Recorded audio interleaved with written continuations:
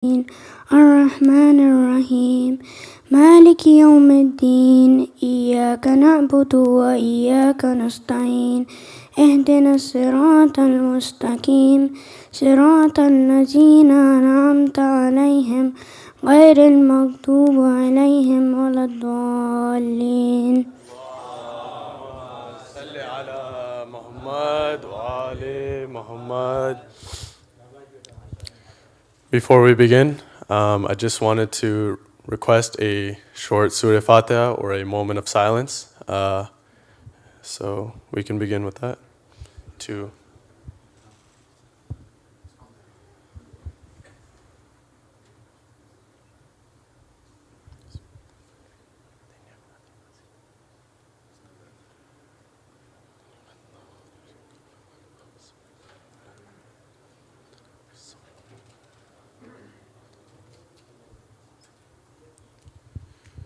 There's still people entering, so if you guys can move a little forward, that would be greatly appreciated. Thank you so much.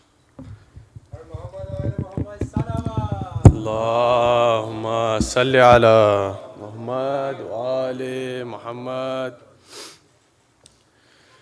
So, to honor our beloved cousin, my little brother, and to show you guys a little bit of who this kind and bright soul that you guys got to know over so many years, we had a little presentation made to show his progression throughout his life, and hopefully you guys can enjoy.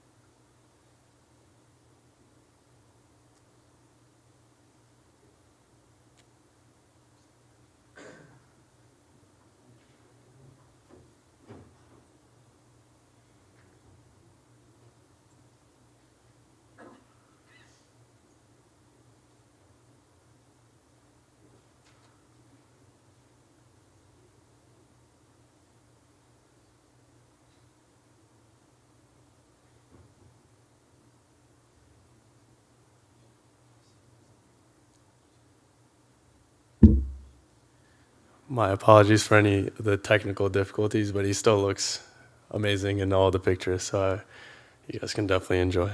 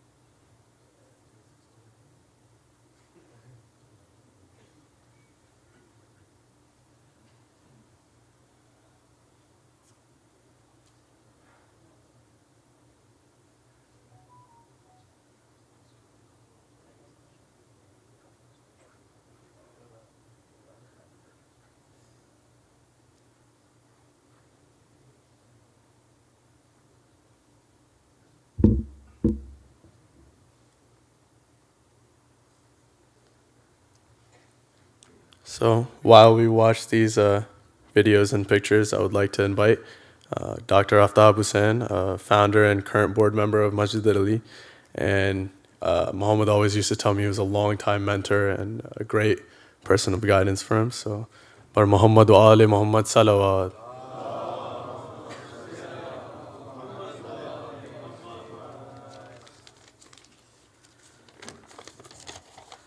अस्सलामु अलैकुम। इन्ना लिल्लाहि व इन्ना इलैहि राजिऊन। हम अल्लाह की तरफ से आते हैं और उसी की तरफ पलटते हैं। अल्लाह की दी हुई ज़िंदगी है, वो चाहे तो ले ले और चाहे तो दे दे। Allah gives, our God gives us the life, and He has a right to take it as He has a right to give it. We have to accept His decision. And why He takes some lives so early, we don't know. Only Allah knows. उसकी मसलहत वही समझता है। एक कहावत है कि ज़िंदगी लंबी नहीं बड़ी होनी चाहिए। A life should not be long, but it should be a great life. Now this young man achieved a great life. He was a valedictorian of his class, and he was a very famous and most popular azadar of Imam Hussain. Salawat bhi.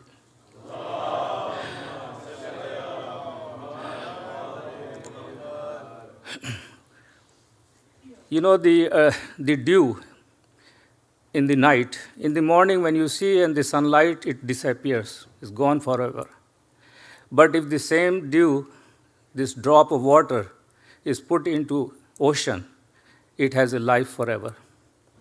So our tears, if we contribute in a azadari for the Mawla, then ये हमारे आंसू जो हैं ये हमेशा हमेशा के लिए ज़िंदगी पा जाते हैं, बका पा जाते हैं।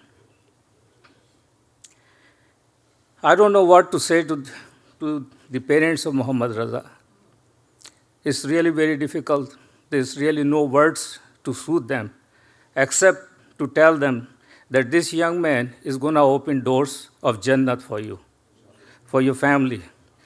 And our aim in this life is to reach Jannat, to reach into heaven, to paradise.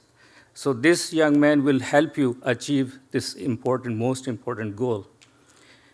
Now, just want to say something about the death. We experience death in our life as well. When we sleep for 6 to 8 hours, we basically are dead. You know, our spirit goes out of our body. So we are experiencing this here. So this life is not a real life. This life is an examination, is full of testing, full of struggles. But the real life is the life hereafter. And that's what we have to, all of us have to contribute and struggle to get to the hereafter, which is actually the life where there is no sorrows.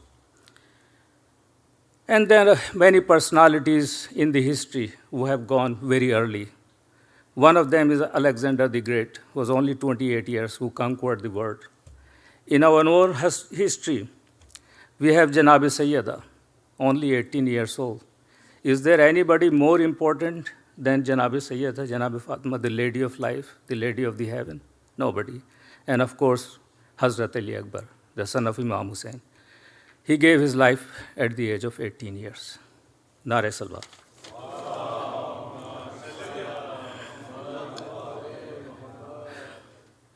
I'm sorry, I have to recite this. It's in Urdu. It's written by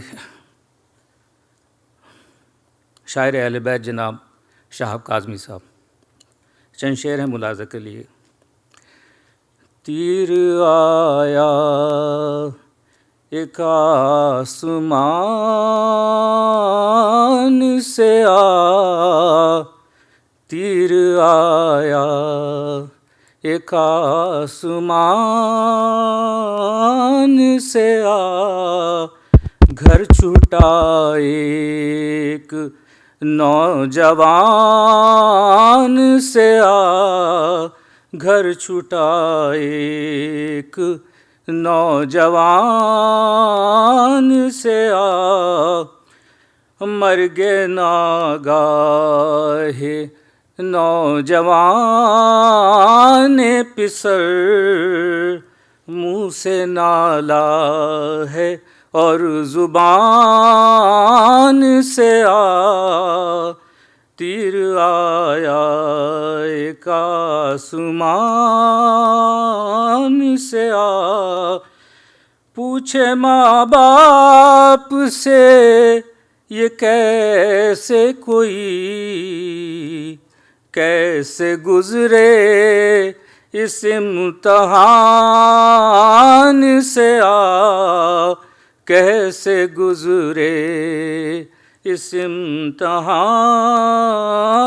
سے صرف 18 سال کے اندر گزرا ہستی کے کاروان سے تیر آیا ایک آسمان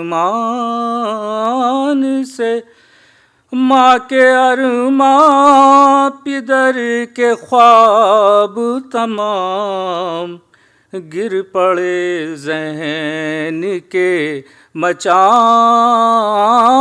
سے گر پڑے ذہن کے مچان سے بھائی بہنوں کو دے کے داغ فراق بھائی بہنوں کو دے کے داغ فراق اٹھ گیا ہے وہ درمیان سے اٹھ گیا ہے وہ درمیان سے قول رب کل من علیہا فان کلمہ گزرا یہ میرے کان سے تیر آیا. Before he recites this verse, he has painted a picture in which he is on a motorcycle and he is riding towards the sky. And this is exactly what happened, and the poet also mentioning the same. عزم اس کے تھے آسمان سے بلند عزم اس کے تھے آسمان سے بلند کیسے بنتی پھر آسمان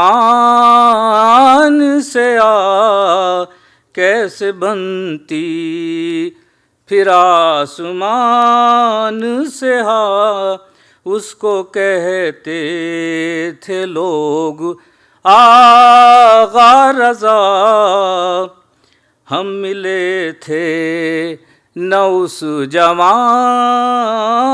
سے عشق مولا میں ہو گیا قربان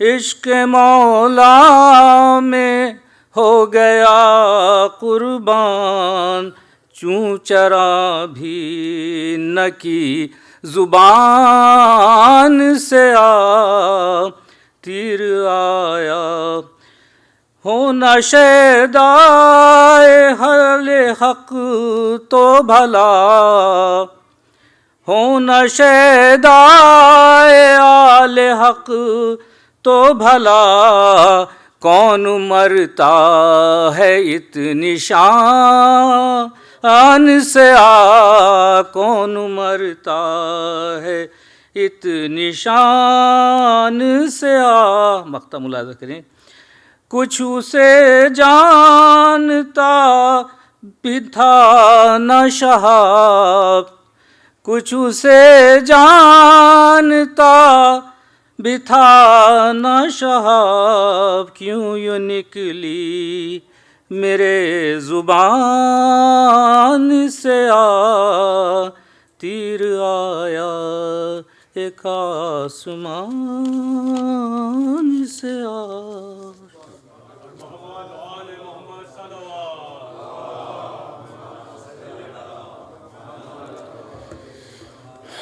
Dr. Aftab speaking just shows like he was a young child, but at the end of the day, the relationships that he had with the older generation and generations of all it's beautiful. And with that being said, I'd like to invite Principal Dennis McCaffrey of Lincoln School in Cranford, New Jersey.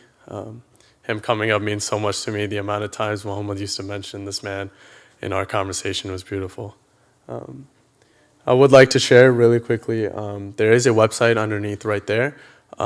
If you guys have any pictures or any comments or anything you would like to send to the family, they would much appreciate it. I would much appreciate reading your guys' comments. So, Thank you very much. First, I'd like to thank you very much. And I'd like to thank the family for the opportunity to allow in Lincoln School, myself, Dennis McCaffrey, the principal of Mohammad School, the opportunity to speak to each and every one of you.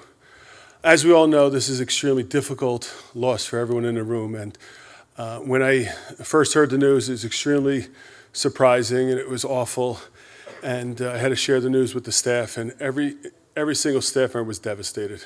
We were devastated because of the fine young man Mohammad was, the fine young man he was to each and every one of our students, and the impact he had on all the staff members. As a principal of this school for over 28 years, I'm proud to say that moving forward, the valedictorian person who wins this award will be named after Mohammad.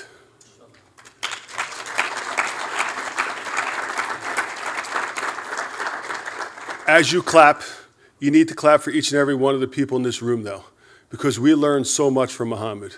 We learned what it was like to be accepting. We learned what it was like to accept others that didn't look like you. And Mohammad was the ultimate gentleman who was the kindest, most empathetic, nice person to each and every one of the staff members and the students. And when Mohammad gave his valedictorian speech, he also received an academic scholarship to continue his studies when he was going to go on to college. And the family, when I went to his house just to kind of speak with them and spend some time with them a couple weeks after the memorial that I spent right here, the time that we spent here a couple days afterwards, they were so accepting, they were so kind, and they were so nice to me as I sat in their living room and I just spent time with the mom, the dad, and the three sisters. And let's call it the way it is. A guy that looks like me looks nothing like anyone in this room. And the mom and the dad, it was exactly why Mohammad was and is the person that he was when he came to our school. Accepting, kind. Then the three sisters came down, and they were accepting, kind, empathetic, just like Mohammad. As difficult as this is, you always try and see what you can get from an awful experience like that. And my advice, my suggestion is, as difficult as it is to everyone in this room, try and live your life like Mohammad did. Accepting others for who and what they are, not the color of their skin, not their beliefs, but how they live their life. And although it was a short amount of time, what a wonderful life and what a wonderful journey he had and what a wonderful impact he had on each and every one of us in this room. So try and live like Mohammad, be like Mohammad, and I will assure you, as long as I'm the principal of that school in Cranford, New Jersey, that the valedictorian will be named after him, and there'll be an academic scholarship with his name next to it, and his mom and dad and his three sisters will have the opportunity to present that to the next person that wins the same award as Mohammad.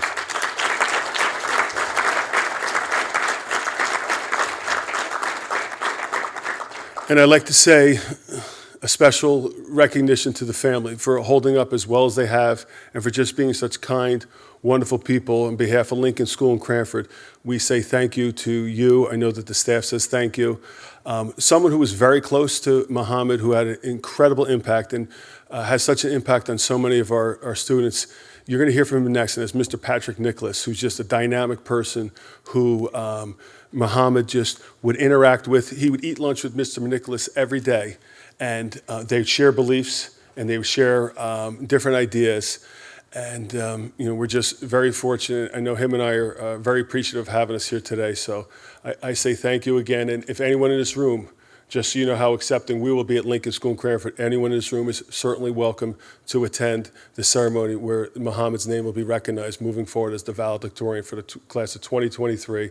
And like I said, for any valedictorian moving forward. So thank you very much.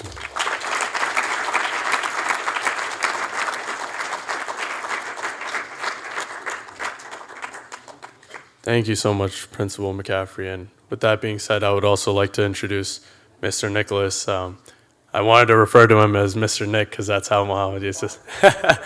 Yeah, that's how I wanted to do it. But yeah, I would love for you to speak as well. Thank you.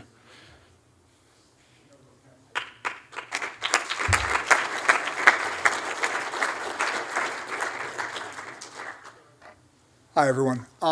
To piggyback off of what a lot of people said, I've worked with Dennis McCaffrey for 20 years now at the school, and for any of you that have been to school or worked in a school, 20 years you meet a lot of kids. And I'm not gonna lie, I've liked a bunch of them. I'm not gonna lie, I probably disliked a bunch of them too. Muhammad was different. Like when I say that Muhammad could change a room with a smile, I maybe knew the kid for 3.5 years, and I don't know if there's another human being who impacted me the way meeting him did.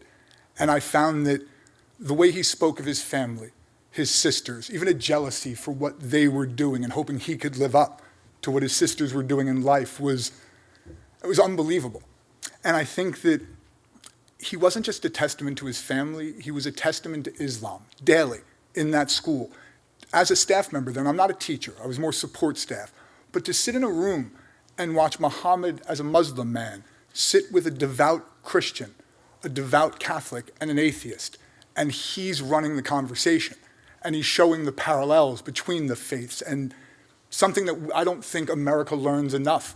And I think the best example I have of that would be, as Dennis McCaffrey said, he would eat lunch with me and a few other students daily. And sometimes it'd take him a while to get to his lunch, bring it in, kind of settle in. And one day, one of the other students was complaining, as teenagers will do, that he forgot his lunch, he didn't order lunch, what am I gonna do? And Muhammad rounded the corner of the door and wasn't even part of the conversation. Everything would have been heard as that young man is walking down the hallway. He entered with a sandwich in hand. The sandwich was handed to the other kid before the kid even knew who was handing it to him. And for me, that was Muhammad, that it didn't matter the situation.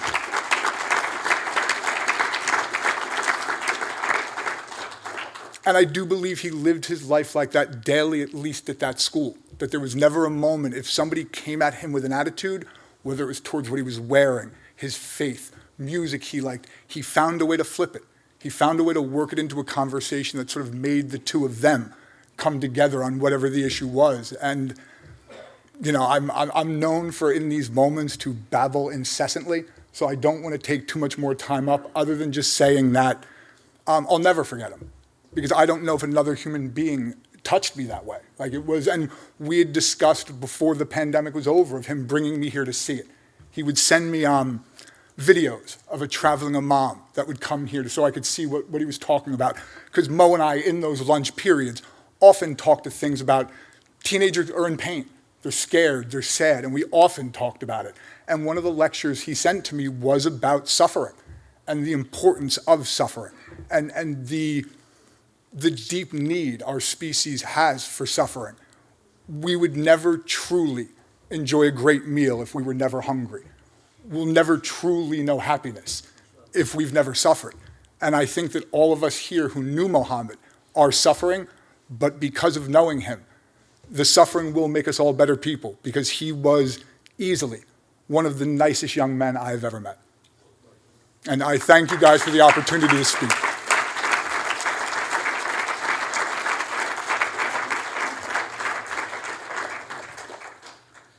Another round of applause for Teacher Nick. And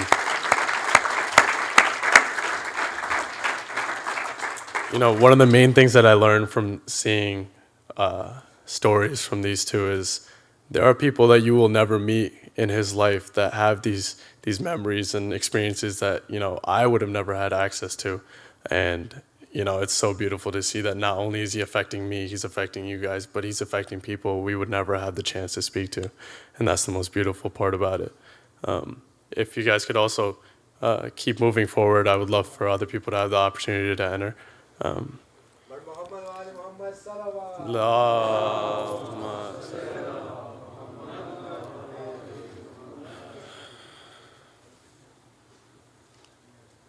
So going on top of that, another one of those individuals that I personally, or any of you personally, would have never thought of speaking, Dr. Anayo Adachi, hopefully I said that correctly.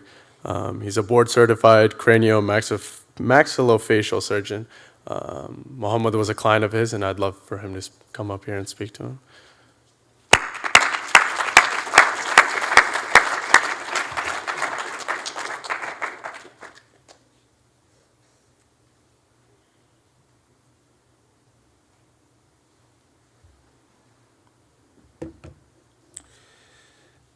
I thank the family of Abbas for the invitation to pay my respect to your son, your brother, nephew, and of course, a very special patient of mine.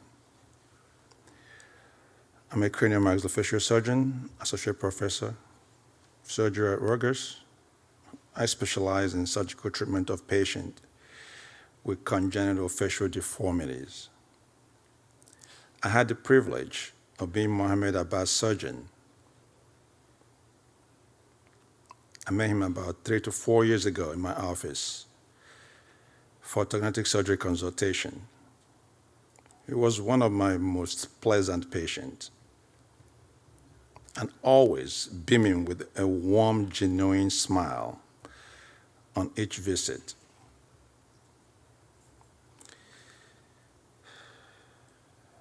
In the first few visits, he was always accompanied by his dad and his mom, and they both asked me dozens of questions on each visit. Later on, his mom accompanied him on every visit and asked me the same questions on every visit. Initially, I was disturbed by the repetition of the questions. But as time went on and I got to know him and the family better, I understood the questioning. He was their only son, and he meant a lot to them. As our relationship progressed, they trusted me with providing surgical care to their revered son, and I accepted that responsibility with gratitude. I believe I've met almost every member of the family and was able to appreciate how much they love him and what he meant to them. So I performed surgical removal of his wisdom teeth a couple of years ago, and most recently, 10 days before his untimely departure, I did a complex orthodontic surgery to treat his obstructive sleep apnea. I saw him a week after the surgery, and he was doing so well, and reported to me that his breathing was already significantly better. 3 days later, I walked into my office as usual. My nurse and my surgical assistant approached me and requested to speak to me in private. I accompanied into a room, and she closed the door and asked me to sit down. I sat down, and she informed me that Mohammad Abbas passed away yesterday on a motorbike accident. I was shocked, surprised, devastated, confused, frustrated, angry, and had thousands of unanswered questions. I experienced so much pain, as if I lost a family member. My heart bled for the entire family, especially his mom. I wanted to call the family immediately, but was not emotionally stable to do so. But when I got home later that day, I called and got his father on the phone. He was in so much pain and agony and expressed a lot of emotion. I broke down and I cried along with him. I don't think I've ever cried because of a patient, but your son brought me so much joy as a doctor, and I'm okay. He was the first patient to make me cry. But I wish it was under a different circumstance of celebration, not death. The value of one's life is not in its longevity, but in the quality and impact to people around you. Although his life was short, but it was well-lived. He was funny, he was respectful, loving, and very pleasant. I need you all to know that death ends a life, but does not end a relationship. And to live in the hearts of those you love is not to die. Mohammad will surely live in my heart for a very, very long time. I love you, Mohammad Abbas. May the Almighty God continue to grant everyone present here, especially his family, the strength to bear his loss and heal your bruised hearts and wounds. Please accept my sincere condolence, and may his gentle and lovely soul continue to rest in the bosom of Allah. Thank you for having me.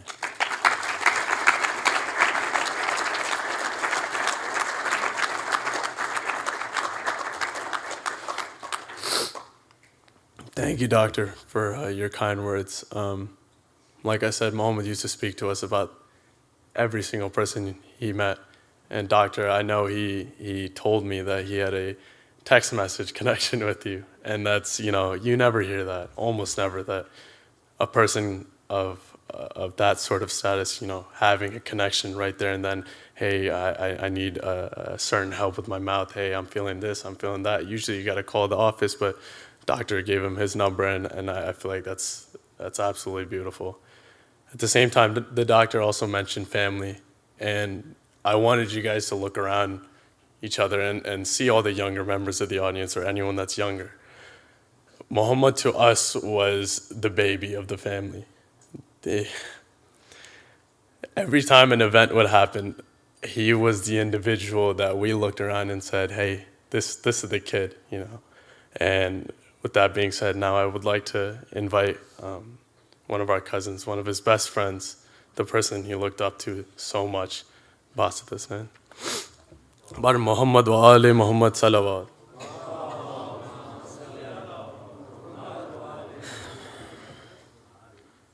Salam everyone, I'm Basit, Muhammad's cousin and brother really. Before I start, I want you guys, especially the youth, to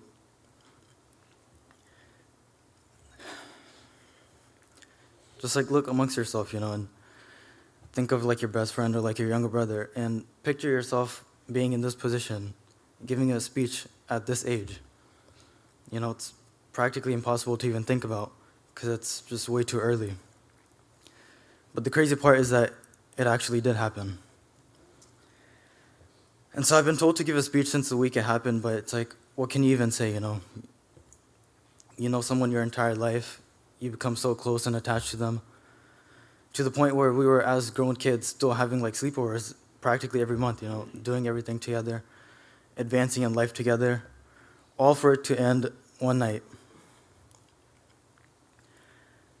What can one say about giving a speech to someone who is, that close to you? Because something like that is just not supposed to happen until much, much later on. There were so many times that we used to have conversations. He used to be something happened on the bike, some tiny thing, and he would be like, damn, I could have died from that. And even when, someone says that, you don't really think about it. And you don't consider the reality of it actually happening. And even though it's been like a whole month, he still can't fully grasp that it actually happened. Like, I see this poster here, and like you see July 29th, 2003, like, it's just not supposed to happen, you know? And people say, you know, you have to move on. Not really forgetting them, but just moving on. But you're supposed to move on with them. You know, there wasn't a single thing that we didn't share with each other. There wasn't a single thought that he had that, like, I didn't know about, and vice versa. Everything but one, actually, which was one of the main points I wanted to talk about today. And this next part isn't to, like, throw blame on anyone, because I'm guilty of it too, but it's more so, you know, to reflect on our past actions. So because of the teasing and, you know, quite literally, like, bullying that used to happen, like, early on in his life rather than later, it really affected him deep down. And I know this because he used to talk to me about it. And some things just recently about certain things, you know, how people didn't really understand him, respect him for, like, certain accomplishments, made fun of him for certain aspects, you know, specifically, like, education-wise. And so because of the years of the mistreatment, he became insecure in certain parts of his life, you know, to the point where he didn't share his valedictorian award, which is huge, you know, to even someone like me. I had no idea about it until after his passing, when Shazi auntie started sharing the news. And it hurt hearing it from her rather than directly from him. And I'm just disappointed in myself, and even honestly, like, our youth community, where we allowed such a thing to happen. And so this was just one of his many accomplishments, becoming valedictorian. Everyone here knows, like, how much he had improved himself, especially this last year. You know, he was addicted to self-improvement. Just days before, he actually restarted his gym membership, you know, like, despite his surgery. He was starting college in 2 weeks, becoming closer to religion, you know, saving money, investing money and stuff, and just so many things. Everyone here knows his great improvement recently, all for it to suddenly end. And so there's one thing I don't want people to think about, which was that he was just a teenager, you know, who got a bike. He's caught up in his head, you know, just being stupid, careless. But no, it wasn't anything like that. He understood the risks fully, and several times, you know, he would tell me, like, I know it's causing a lot of trouble and pain to my parents, and I know I could die pretty easily from it. But, like, this bike riding, it really helps me mentally, you know, and that it was his escape. And so this conversation happened back in April. And ever since then, he did actually set aside his personal feelings, and he quit. He sold his bike back to his insurance, and the craziest part is that they were supposed to collect the bike that week of. And I believe it was the day after. But, you know, life is unexpected, and anything can change in a second. And for us kids, his closest cousin, his family, you know, our lives are never going to be the same. We were simply just left behind. And so I hope you all keep him in your thoughts and prayers. Thank you.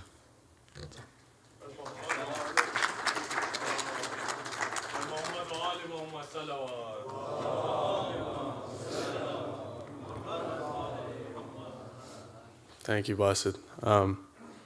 I guess I wanted to reserve now this time just to share my own thoughts. You know, everything that Basit said is almost exactly the same as what I would be saying. There's really nothing more you can say. You could list his accomplishments, his relationships as an individual. But when you speak about someone that you miss so much, I know every one of you guys have someone you guys want to speak about. There's no connection between them. I can't feel what you're feeling because I didn't know them. So in terms of a relationship, I physically cannot think of a time in my life where Mohammad was not part of it. He was the youngest of 3 sisters, and I'm the youngest of my family. And we're so close in age, you would think I'm some sort of older individual. Now, Mohammad, well, just a year difference between us. On a lighter note, that meant, you know, in every single family event, we were a tag team of causing trouble. And I know my uncles and aunts look back and they're like, you know, these two Why do they have to be the different ones? Why do they always have to cause so much trouble? But it was almost a confirmation, if Shazan's doing it, then I could do it. And if I say, hey, is Mohammad over there? Is Mohammad at this event? Oh, I'm on my way. It's going to be a long night, a long, fun night. But, it's crazy because you think of that in a certain aspect of my life. He's that little kid, that my little brother, my way of being a child. I'm 20 years old, and yet I still feel my child, my inner kid in me inside Muhammad. And I feel like, at the end of the day, I lost that. Part of growing up is losing your inner kid. But people say, you keep that same mindset for years ongoing. Without Muhammad, I feel like I'm not a kid anymore. So, but at the end of the day, I wanted to share one story, or two stories very quickly. This phone right here. A year and a half ago, my phone actually slipped into a river. Don't ask me how, but it slipped into a river, and now I was phoneless. And at the time, I'm just a broke college student, and I needed some funds for a phone. And I know there's a couple audience members sitting in front of me that sent me money. But what's crazy is me being the older cousin, my younger cousin, Mohammad, he gave me $100, no questions asked. He said, here's $100, don't even worry about it. And if it was the other way around, I'd go up to Mohammad every single weekend and be like, you owe me $100, where's my $100? Mohammad didn't mention that once. A year has gone by, and I still have this phone. And Mohammad never mentioned once that he gave me $100. And that's how it was with everything. When I was at college, he used to mention all the time, hey, please, send me a video of you doing your workout sets, your gym sets. I'm like, Mohammad, for God's sake, please, I'm trying to study, man. And I have this picture, this screenshot that I took in a conversation with Tinas. When I finally sent him that video of me doing a workout set, he sent me an emoji of the blowing a kiss. Then he said, Jesus Christ, you really activated beast mode. Okay, bro, I'm going to stop bothering you. I love you. And that's something I can't even say I would do to Muhammad. If he had sent me a workout video, I'd be like, hey, man, you look good, you look amazing. But it's that I love you that I wish I had said much more than I did before. At the end of the day, I want to wrap this up with one thing. When I was sitting next to his casket overnight before we buried him, I was sitting there, and I sat there because Shazi Auntie had told us, don't leave my son behind. And, oftentimes I think, why did this happen? Why did this happen? Why does this have to happen? But when I'm at school and I read my Maghrib namaz, my Isha namaz, right after I put on in a beautiful voice Surah Al-Mulk and Surah Yasin, and genuinely I feel the gham of Hazrat Ali Akbar, and I feel what it means to lose a 19-year-old child. A lot of children nowadays and a lot of people my age, we don't understand the gham. We don't understand what gham is. But when you lose someone like Muhammad and you compare it not only to the doctor telling us how his jaw was shut, but Hazrat Ali Akbar, he couldn't eat or drink for weeks on end. And it's the exact same thing. And I thank every single one of you when the entire series of events happened. I have to thank the fact that we're all brothers here. We have people from different communities, and then we have our community, and then we have our family. And that's who Muhammad was at the end of the day. And that's all I wanted to say. Thank you so much. I did want to invite his sister. She will be speaking from another room. But thank you so much. Bar Muhammad wa Ali Muhammad salawat.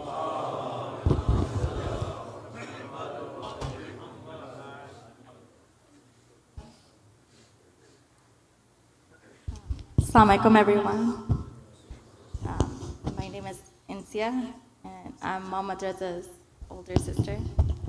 I just want to start off with saying, on behalf of my family, my parents, Raza, Shazia, Abbas, there's Samana and Bushra, we would like to thank you all for coming out today to honor our brother Mohammad Raza. It means a lot to all of us, and we know it means a lot to him. A simple thank you would not be enough for all of this. More than anything, I can guarantee you all that we will be keeping you all in our prayers, in our du'as. I would have loved to give a proper speech today to get a chance to share with you all the endearing stories I have about him, to tell you all how much he means to me.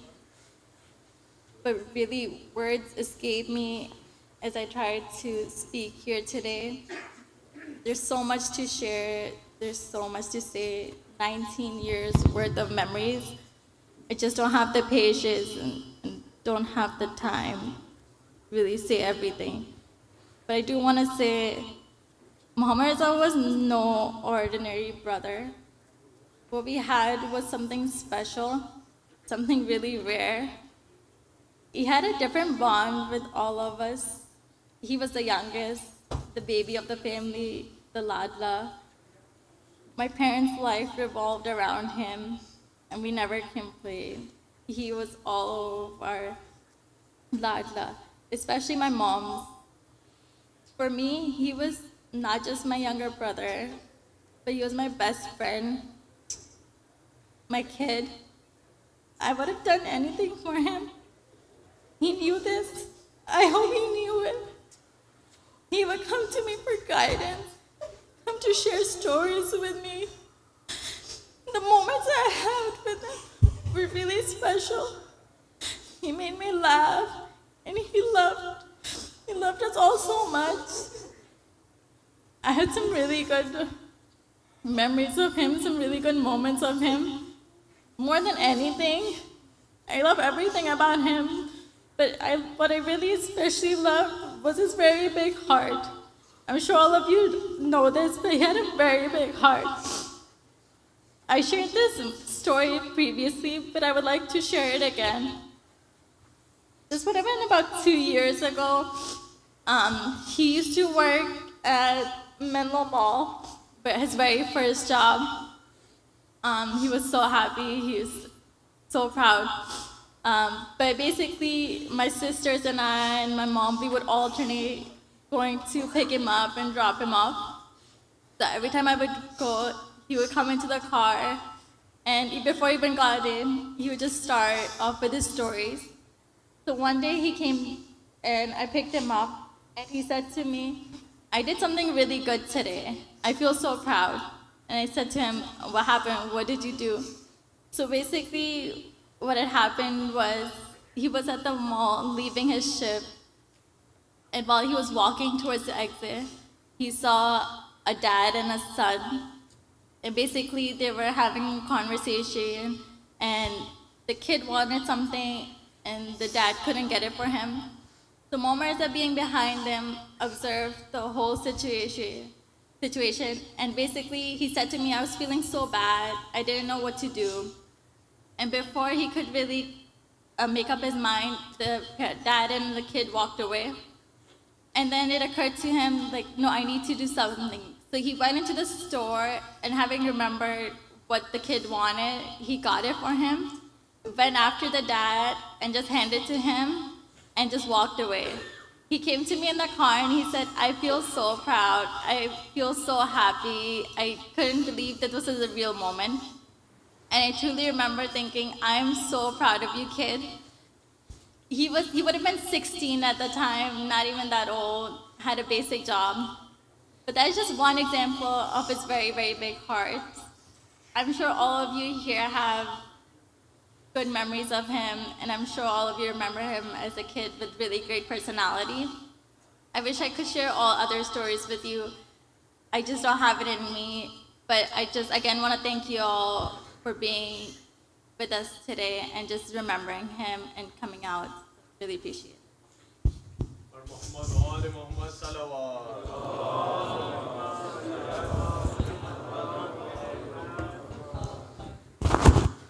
It takes a really strong-willed person for a sister to speak about their brother, and I can't compare my pain to theirs, and I hope you guys keep them in your du'as.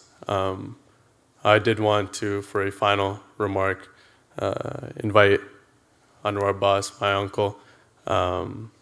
We also refer to him as Daddy, very good person to Muhammad, and yeah. Muhammad-e-Ali, Muhammad salawat.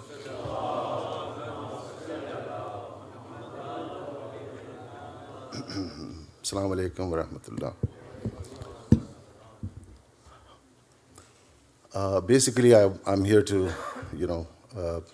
thank all of you for being here. But Insia, my niece, she did a good job of thanking you all also. So I'm going to take this opportunity to let you know exactly where we are at this moment.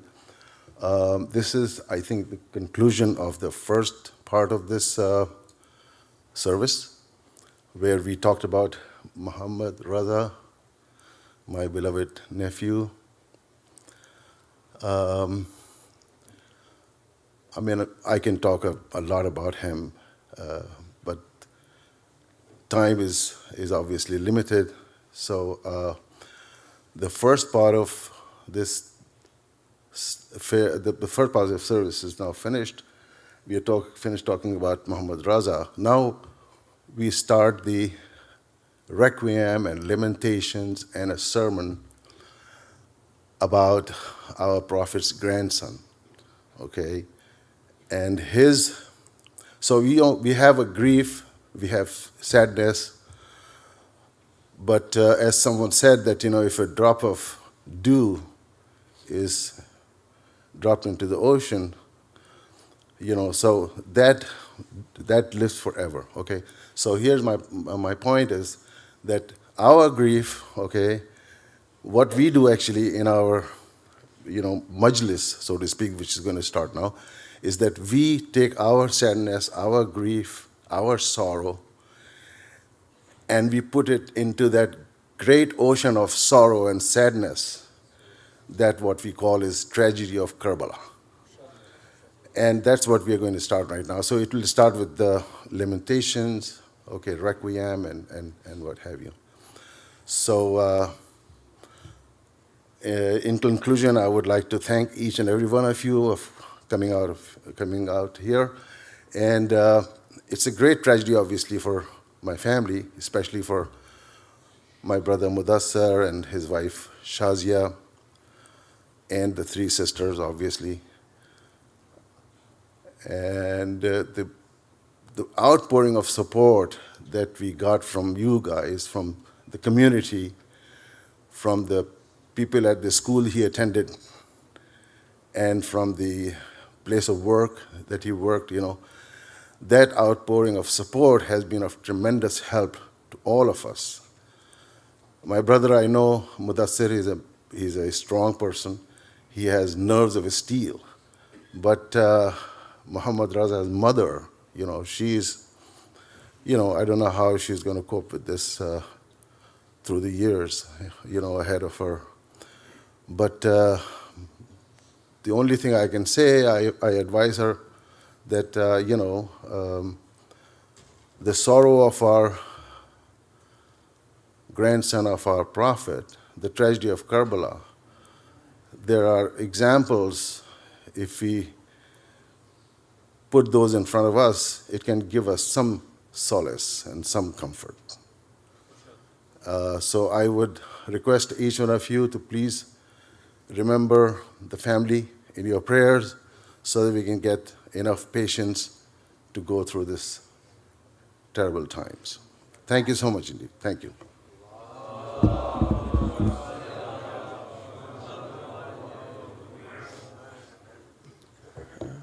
Thank you again. That concludes the memorial service. I just wanted to say one last thing. It's all difficult for us to talk about Muhammad and not keep moving forward with our lives. We all have our duties to fulfill. And because of that, it's acts such as the scholarship in his name, the award in his name, and this website that I really would love for you guys to be involved, because at the end of the day, time goes on, but the family still grieves. And that's the toughest part. So if you guys have any sort of messages, anything to say, there's a website right there. Any pictures, anything you would like to say, I would appreciate it, and the family would cherish it forever.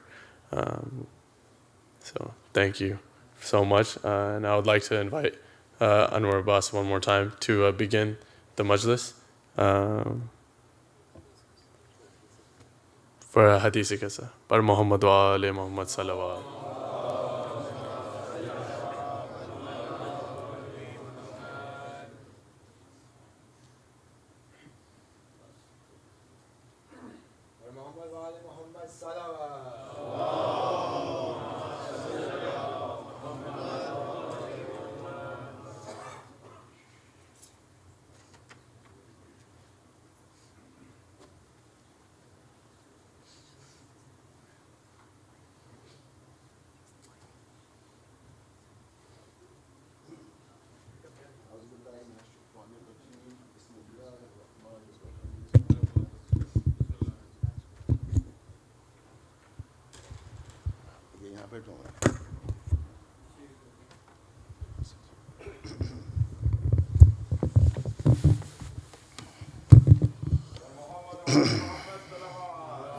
أعوذ بالله من الشيطان الرجيم بسم الله الرحمن الرحيم إن الله وملائكته يصلون على النبي يا أيها الذين آمنوا صلوا عليه وسلموا تسليما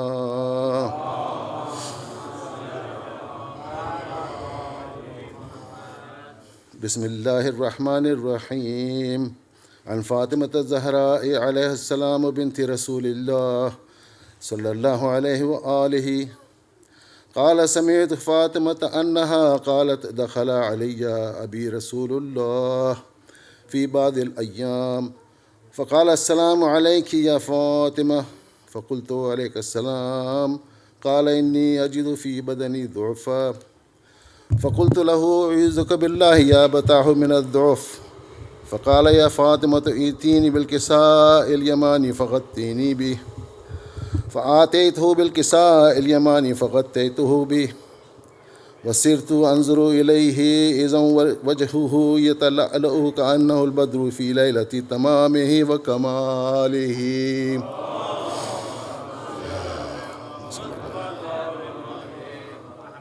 فما كانت إلا ساعة وإذا بولدي الحسن عليه السلام قد أقبل وقال السلام عليك يا أماه فقلت وعليك السلام يا قرة عيني وثمرة فؤادي فقال يا أماه إني أشم عندك رائحة طيبة كأنها رائحة جد رسول الله صلى الله عليه وآله فقلت نعم إن جدك تحت الكساء فأقبل الحسن نحو الكساء وقال السلام عليك يا جداه يا رسول الله أتأذن لي أن أدخل معك تحت الكساء فقال وعليك السلام يا ولدي ويا صاحب حوضي قد أذنت لك فدخل معه تحت الكساء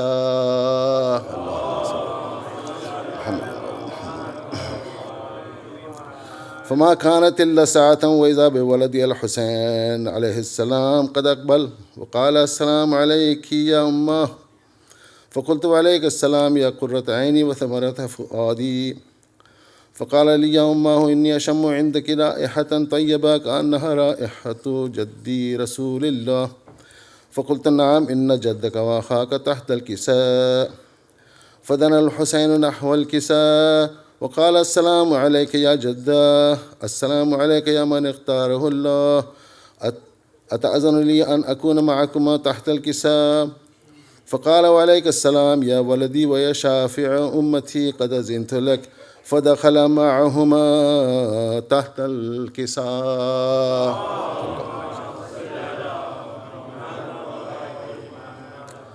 فأقبل عند ذلك أبو الحسن علي بن أبي طالب عليه السلام وقال: السلام عليك يا بنت رسول الله.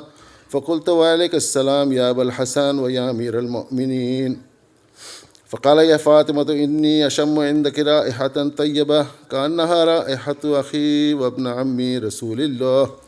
فقلت: نعم، ها هو مع ولديك تحت الكساء.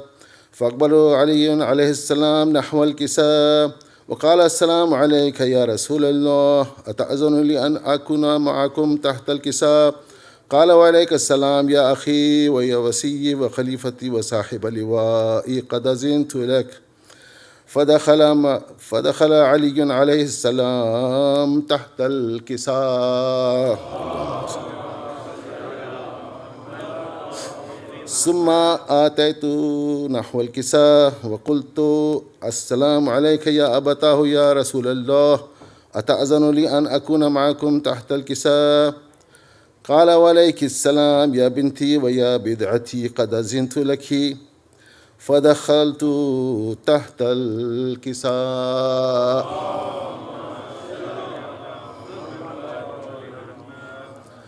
فلما اكتملنا جميعا تحت الكساء أخذ أبي رسول الله بطرفي الكساء وأومأ بيده اليمنى إلى السماء وقال: اللهم إن هؤلاء أهل بيتي وخاصتي وحامتي، لحمهم لحمي ودمهم دمي، يؤلمني ما يؤلمهم ويحزنني ما يحزنهم. أنا حرب لمن حاربهم وسلم لمن سالمهم وعدو لمن عاداهم ومحب لمن أحبهم. إنهم مني وأنا منهم، فاجعل صلواتك وبركاتك ورحمتك وغفرانك ورضوانك علي وعليهم، وأذهب عنهم الرجس وطهرهم تطهيرا.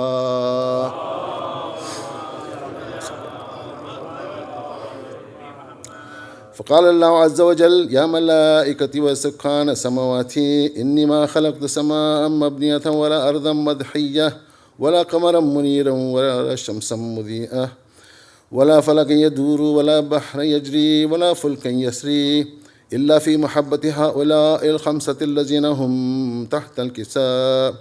فقال الأمير جبرائيل: يا ربي ومن تحت الكساء؟ فقال عز وجل: هم أهل بيت النبوة ومعدن الرسالة، هم فاطمة وأبوها وبعلها وبنوها. صلى على محمد. فقال جبرائيل: يا ربي أتأذن لي أن أهبط إلى الأرض لأكون معهم سادسا؟ فقال الله: نعم، قد أذنت لك. فهبط الأمين جبرائيل وقال: السلام عليك يا رسول الله، العلي الأعلى يقرئك السلام ويخصك بالتحية والإكرام ويقول لك: وعزتي وجلالي، إني ما خلقت سماء مبنية ولا أرضا مضحية ولا قمرا منيرا ولا شمسا مضيئة ولا فلكا يدور ولا بحرا يجري ولا فلكا يسري إلا لأجلكم ومحبتكم، وقد أذن لي أن أدخل معكم، فهل تأذن لي يا رسول الله؟ فقال رسول الله عليك السلام يا أمينة وهي الله، إنهم نعم قد أذنت لك. فدخل جبرائيل معنا تحت الكساء فقال لأبي: إن الله قد أوحى إليكم يقول: إنما يريد الله ليذهب عنكم الرجس أهل البيت ويطهركم تطهيرا. اللهم صل على محمد. فقال علي عليه السلام لأبي: يا رسول الله، أخبرني ما لجلوسنا هذا تحت الكساء من الفضل عند الله. فقال النبي صلى الله عليه وآله: والذي بعثني بالحق نبيا واستفاني بالرسالة نجيا، ما ذكر خبرنا هذا في محفل من محافل أهل الأرض وفيه جمع من شيعتنا ومحبينا إلا ونزلت عليهم الرحمة وحفت بهم الملائكة واستغفرت لهم إلى أن يتفرقوا. فقال علي عليه السلام: إذن والله فزنا وفاز شيعتنا ورب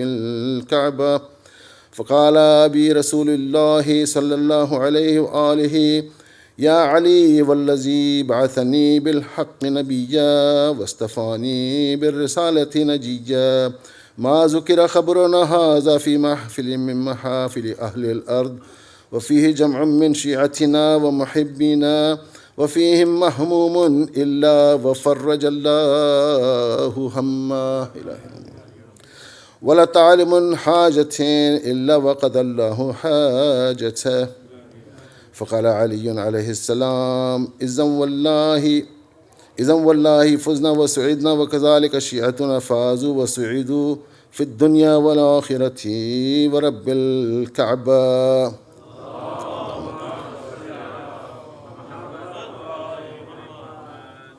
اس میں ایک دعا میں بھول گیا تھا، وہ ہے ولا مغموم الا وکشف اللہ غمہ الہی آمین اللہم صلی علی. ایک سورہ فاتحہ محمد آغا رضا سلم مرحوم کی روح کو اصالِ سب کے لیے. اللہم صلی علی اللہم صلی علی بسم اللہ الحمدللہ مالک بسم اللہ الرحمن الرحیم قل هو اللہ احد اللہ الصمد لم یلد ولم یولد بسم اللہ الرحمن الرحیم قل هو اللہ احد اللہ الصمد لم یلد بسم اللہ الرحمن الرحیم اللہم صلی علی محمد.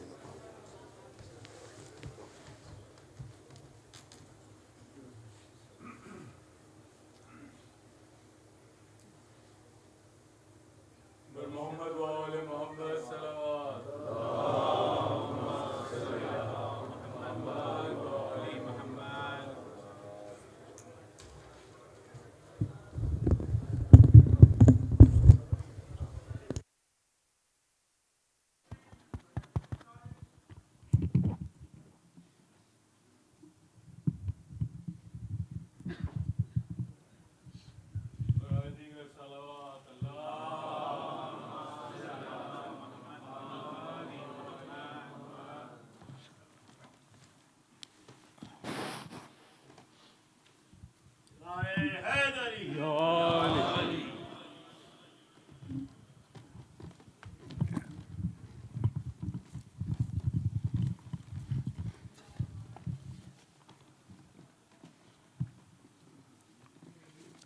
باری دیگر با آواز بلند نعرہ صلوات اللہم صلی علی محمد وآل محمد.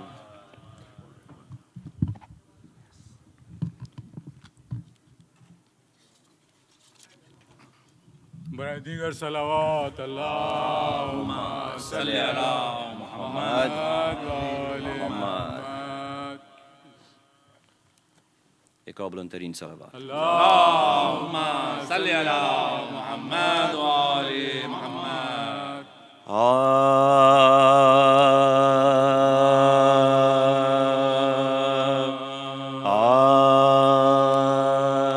چار مصرے.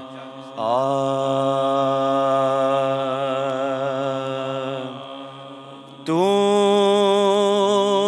نے حسین خاک کا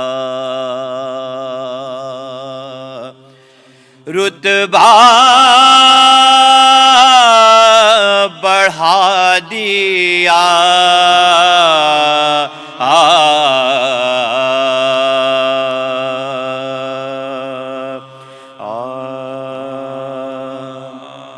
تو نے حسین خاک کا رتبہ بڑھا دیا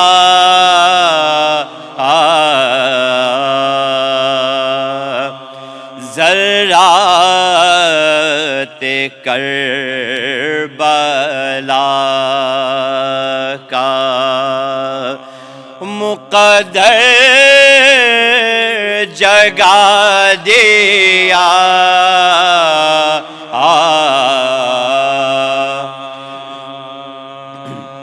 ذرات کربلا کا مقدر جگا دیا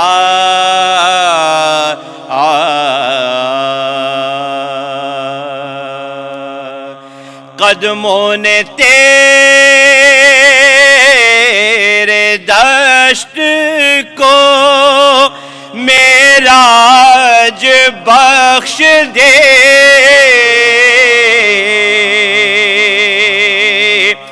قدموں نے تیرے دشت کو معراج بخش دے فرش زمین کو عرش مولا بنا دیا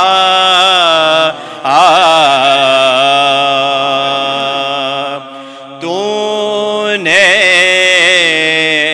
حسین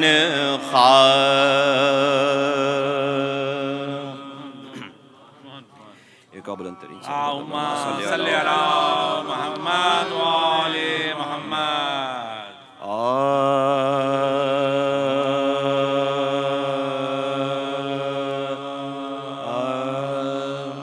جیسا کہ پہلے بتایا کہ غم حسینی ایسا غم ہے جس کو ہم اگر سہارا نہ ہو تو ہم لوگ تو کچھ نہیں کر سکتے. تو اسی 4 مصرے شاہ اہل بیت نے اس کے حوالے سے کچھ ترجیح دی ہیں. ایک بلند ترین صلوات.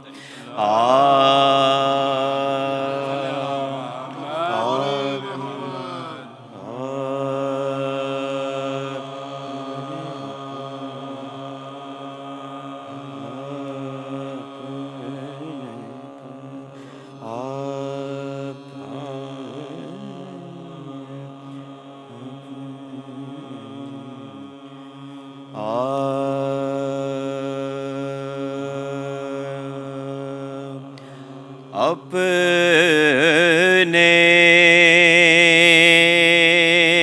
دکھوں میں آیا جو شبیر کا خیال اپنے دکھوں میں آیا جو شبیر کا خیال شکوہ تڑپ کے شکر میں تبدیل ہو گیا شکوہ تڑپ کے شکر میں تبدیل ہو گیا ہر غم میں کربلا نے سہارا دیا ہمیں ہر غم میں کربلا نے سہارا دیا ہمیں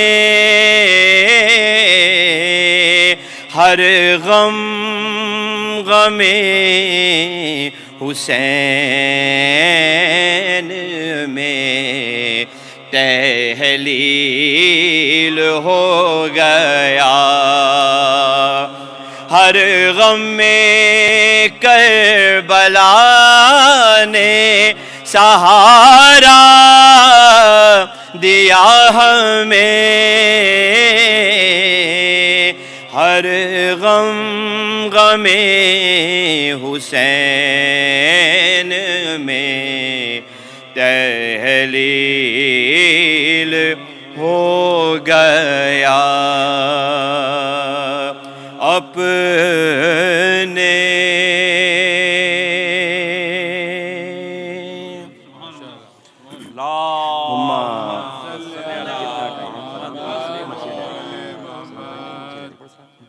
ایک بلند ترین صلوات. اللہم صلی علی محمد وآل محمد. ایک بلند ترین صلوات. اللہم صلی علی محمد وآل محمد.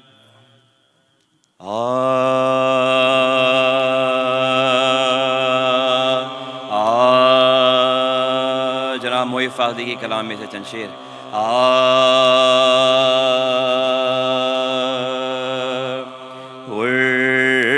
پشیماں تھا شہ والا کے در پر آ گیا. پشیماں تھا شہ والا کے در پر آ گیا. ایک لمحہ تھا جو صدیوں کے برابر آ گیا. ایک لمحہ تھا جو صدیوں کے برابر آ گیا. پشیماں تھا شہ ایک بلند ترین صلوات در پر آ گیا. اور ایک حبیب ابن مزاح کربلا کیا گئے. ایک حبیب ابن مزاح کربلا کیا گئے. اور شہ کو یہ محسوس ہوتا ہے کہ لشکر آ گیا. شہ کو یہ محسوس ہوتا ہے کہ لشکر آ گیا. پشیماں تھا شہ والا کے در پر آ گیا. اور یہ حقیقت ہے پیغمبر کی حفاظت کے لیے. یہ حقیقت ہے پیغمبر کی حفاظت کے لیے. ایک ابو طالب کا گھر تیغوں کی زد پر آ گیا. ایک ابو طالب کا گھر تیغوں کی زد پر آ گیا. پشیماں تھا شہ والا کے در پر شے ملازم. اور اب تو دل کی آنکھ سے ہم روز جاتے ہیں نہ جا. اب تو دل کی آنکھ سے ہم روز جاتے ہیں نہ جا. ایک ذرا سی آنکھ جھپ کی علم کا در آ گیا. ایک ذرا سی آنکھ جھپ کی علم کا در آ گیا.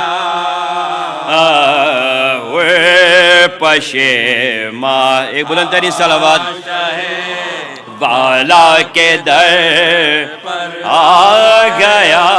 اور وصف ہے دریوں سمٹ کر آ گئے عباس. وصف ہے دریوں سمٹ کر آ گئے عباس. جیسے کل قرآن نکتے میں سمٹ کر آ گئے. جیسے کل قرآن نکتے میں سمٹ کر آ گیا. پشیماں تھا شہ والا کے در پر آ گیا. اور جنگ خندق میں زمین کو کاٹ دیتے ذوالفقار، جنگ خندق میں زمین کو کاٹ دیتے ذوالفقار، خیر گزری درمیان جبریل کا پر آ گیا، خیر گزری درمیان جبریل کا پر آ گیا، وہ پشیماں تھا شاہ والا کے در پر آ گیا، اور دل میں کیا کیا حاجتیں ہیں، کیا لکھوں یہ سوچ کر، دل میں کیا کیا حاجتیں ہیں، کیا لکھوں یہ سوچ کر، میں عریضے میں دل مضطر کو رکھ کر آ گیا، میں عریضے میں دل مضطر کو رکھ کر آ گیا، وہ پشیماں تھا شاہ والا کے در پر آ گیا، اور کل عالم ہم کو ملے گا سب اسی چکر میں تھے، کل عالم ہم کو ملے گا سب اسی چکر میں تھے، ارے مرتضیٰ کو دیکھ کر ان سب کو چکر آ گیا، ہوئے پشیماں تھا شاہ والا مقرضوں پر آ گیا، اور اے محب وہ جو نبی سے ایک تک نہ پا سکا، اے محب وہ جو نبی سے ایک تک نہ پا سکا، 7 بیٹے وہ شاہ والا سے لے کر آ گیا،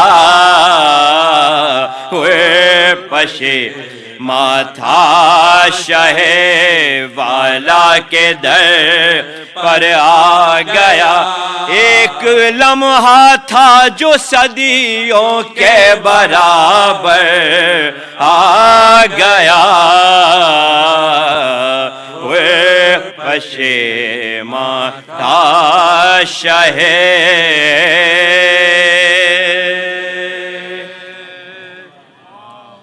صلی علی محمد وعلی محمد۔ سورہ فاتحہ۔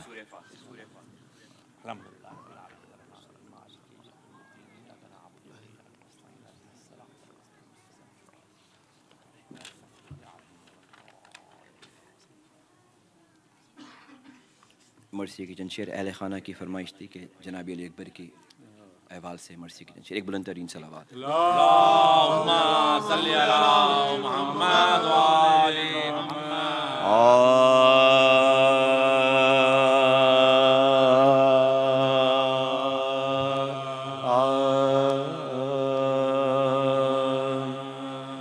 لا شک بر کی جو مقتل سے اٹھا لائے حسین، لا شک بر کی جو مقتل سے اٹھا لائے حسین، نوجوان کو صف اول سے اٹھا لائے حسین، نوجوان کو صف اول سے اٹھا لائے حسین، چاند کو شام کے بعد سے اٹھا لائے حسین، جابلب شیر کو جگہ سے اٹھا لائے حسین، بلب شیر کو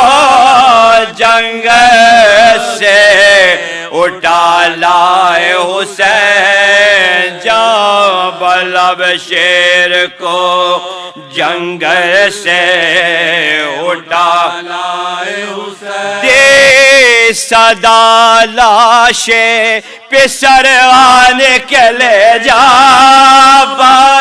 چھد گیا برچھی سے اکبر کا کلیجہ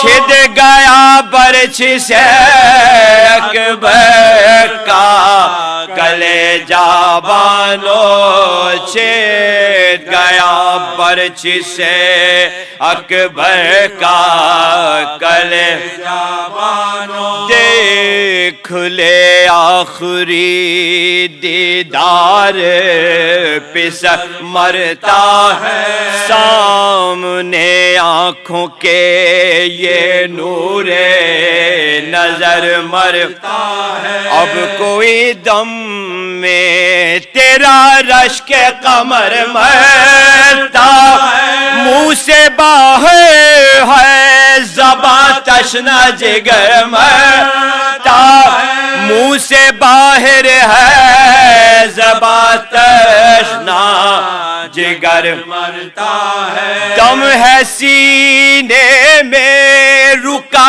زخموں سے خون جاری ہے ہائے بانو تیرا گھر لٹنے کی تیاری ہے ہائے بانو تیرا گھر لٹنے کی تیاری ہے ہائے بانو تیرا گھر لٹنے کی تیاری ہے پہنچی خیمے میں جو حضرت کی یہ پر درد صدا مضطرب ہو گئی ناموں سے رسول دو کہا چلا کے سکینہ نے کہا ہے بھائی فضا دوڑی سوئے در پہ کے سر پر سر فضا دوڑی ہوئے در پہ کے سر پر سردا فضا دوڑی سوئے در پہ کے سر پر سردا پیٹ تھی زینب مزتر نکل آئے بانو گھبرا کے کھلے سر نکل آئے بانو گھبرا کے کھلے سر نکل آئے بانو گھبرا کے کھلے سر نکل آئے شاہ کے کاندھے پہ دیکھا علی اکبر کا نڈھا ہاتھ پھیلا کے یہ چلائی کہ ہائے ہائے میرے کیا غضب ہو گیا اے بادشاہ نے راس آیا نا میرے بچوں کو اٹھار راس آیا نا میرے بچے کو 18 سال راس آیا نا میرے بچے کو 18 سال ٹکڑے تیغوں سے بدن ہو گیا سارا کون تھا جس نے میرے شیر کو مارا کون تھا جس نے میرے شیر کو مارا ہائے ہائے کون تھا جس نے میرے شیر کو مارا رو کے بانوں سے یہ فرمانے لگے سرور سر نہ پیٹو ابھی زندہ ہے میرا ماہ جب سانس آتی ہے پہ ہر دم ہے دے دم باز پسی کوچ نکاح بھی ہے اور ہم بھی ہیں مرنے کے قریب کوچ نکاح بھی ہے اور ہم بھی ہیں مرنے کے قریب کوچ نکاح بھی ہے اور ہم بھی ہیں مرنے کے قریب سب چھوٹے اب نہ رہا کوئی ہمارا اس جوان بیٹے کے غم نے ہمیں مارا سب چھوٹے اب نہ رہا کوئی ہمارا اس جوان بیٹے کے غم نے ہمیں مارا اس جوان بیٹے کے غم نے ہمیں مارا بانو اس جوان بیٹے کے غم نے ہمیں مارا بانو لاش اکبر کی جو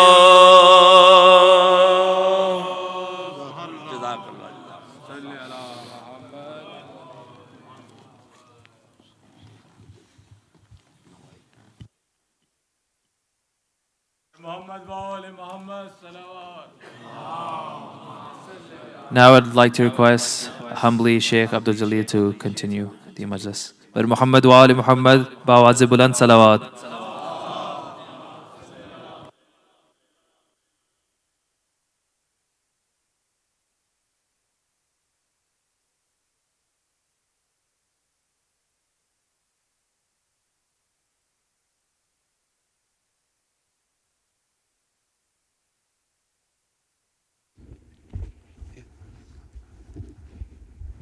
بسم الله الرحمن الرحيم الحمد لله رب العالمين ثم الصلاة والسلام على أشرف الأنبياء والمرسلين سيدي وحبيبي ونور قلبي طب القلوب ودوائها وعافية الأبدان وشفائها ونور الأبصار وضيائها أبي القاسم محمد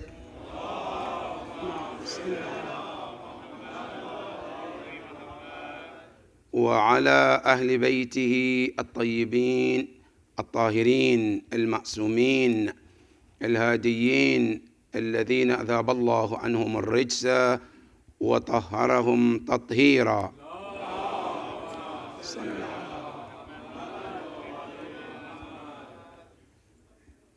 A request of Surah Al-Mubarakat Al-Fatiha for the soul of Al-Marhum Mohammad Raza, Agha Abbas. May Allah be pleased with his soul. Surah Al-Fatiha.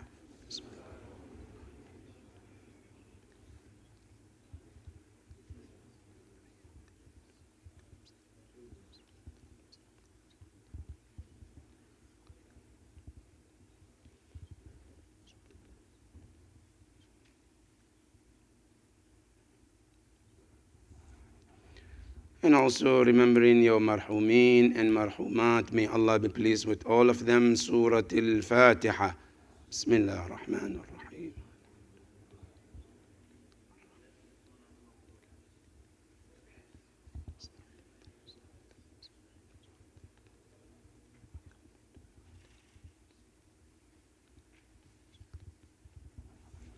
And also I'm offering my condolences to the entire community for this tragedy and this loss.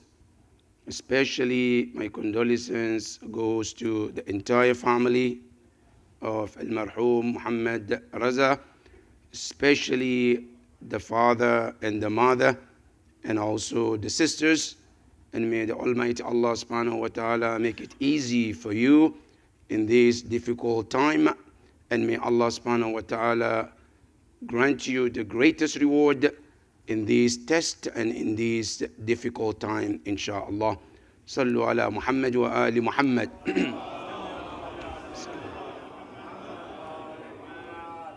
بسم الله الرحمن الرحيم قال الله العلي العظيم في كتابه الكريم بسم الله الرحمن الرحيم ألف لام ميم أحسب الناس أن يتركوا أن يقولوا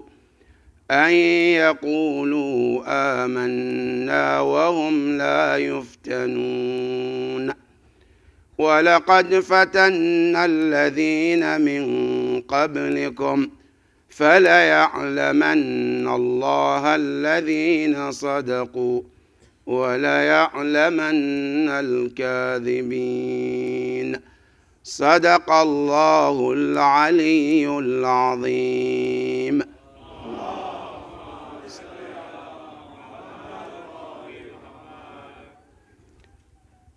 This afternoon, our topic is about the purpose of our existence, our human being on this planet.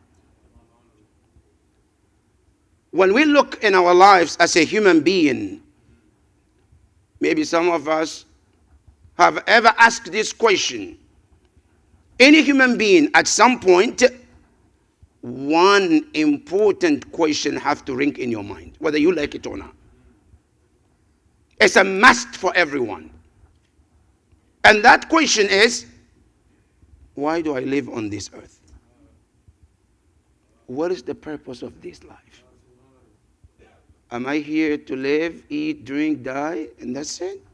Or there is a purpose behind it?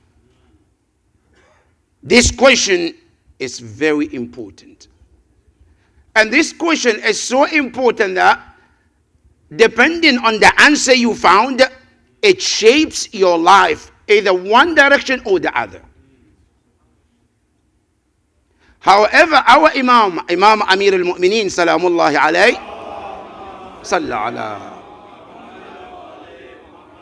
he comes to tell you that you're thinking about one. Let me add two more questions for you that are extremely important, that every human being must work to find the answers of this question. Al-Imam Ali alayhi salam, he says, Rahimallahu mri'in alima min ayn wa fi ayn wa ila ayn. You know, we talked about one question, why am I living? Imam Ali said there is a question before that. And that question is, where was I before this world? Now, before I was born, did I had a life before that or not? Now, here is where they come different. Some people think our life begins the day we were conceived. However, Islam tells you, your life started way before that. And sometimes you travel to other part of the world, and you see someone you haven't seen them before, but as you look at their face, it's like I've seen you before. And you know for sure this is the first time you're meeting him, but the face looks familiar. As if you have sat with them, you talk with them, you dealt with them at some point. All of these are evidence that you did not start the life from this universe. There were lives before this universe. So Imam Ali says, Rahimallahu mra'in alima min ayn. You have to know where you came from and where you started. Then right after that, he says, let me take you another step forward. And he says, wa ila ayn. After living on this planet, where am I heading to? Is the life that's about eat, drink, and die, and that's it? And there is no life after we die, and life is all about this, and when we die, it's over, no question and answer? Islam says, no, that is impossible. And I'm just going to share with you one logic reason why there must be another life after this life. It's must.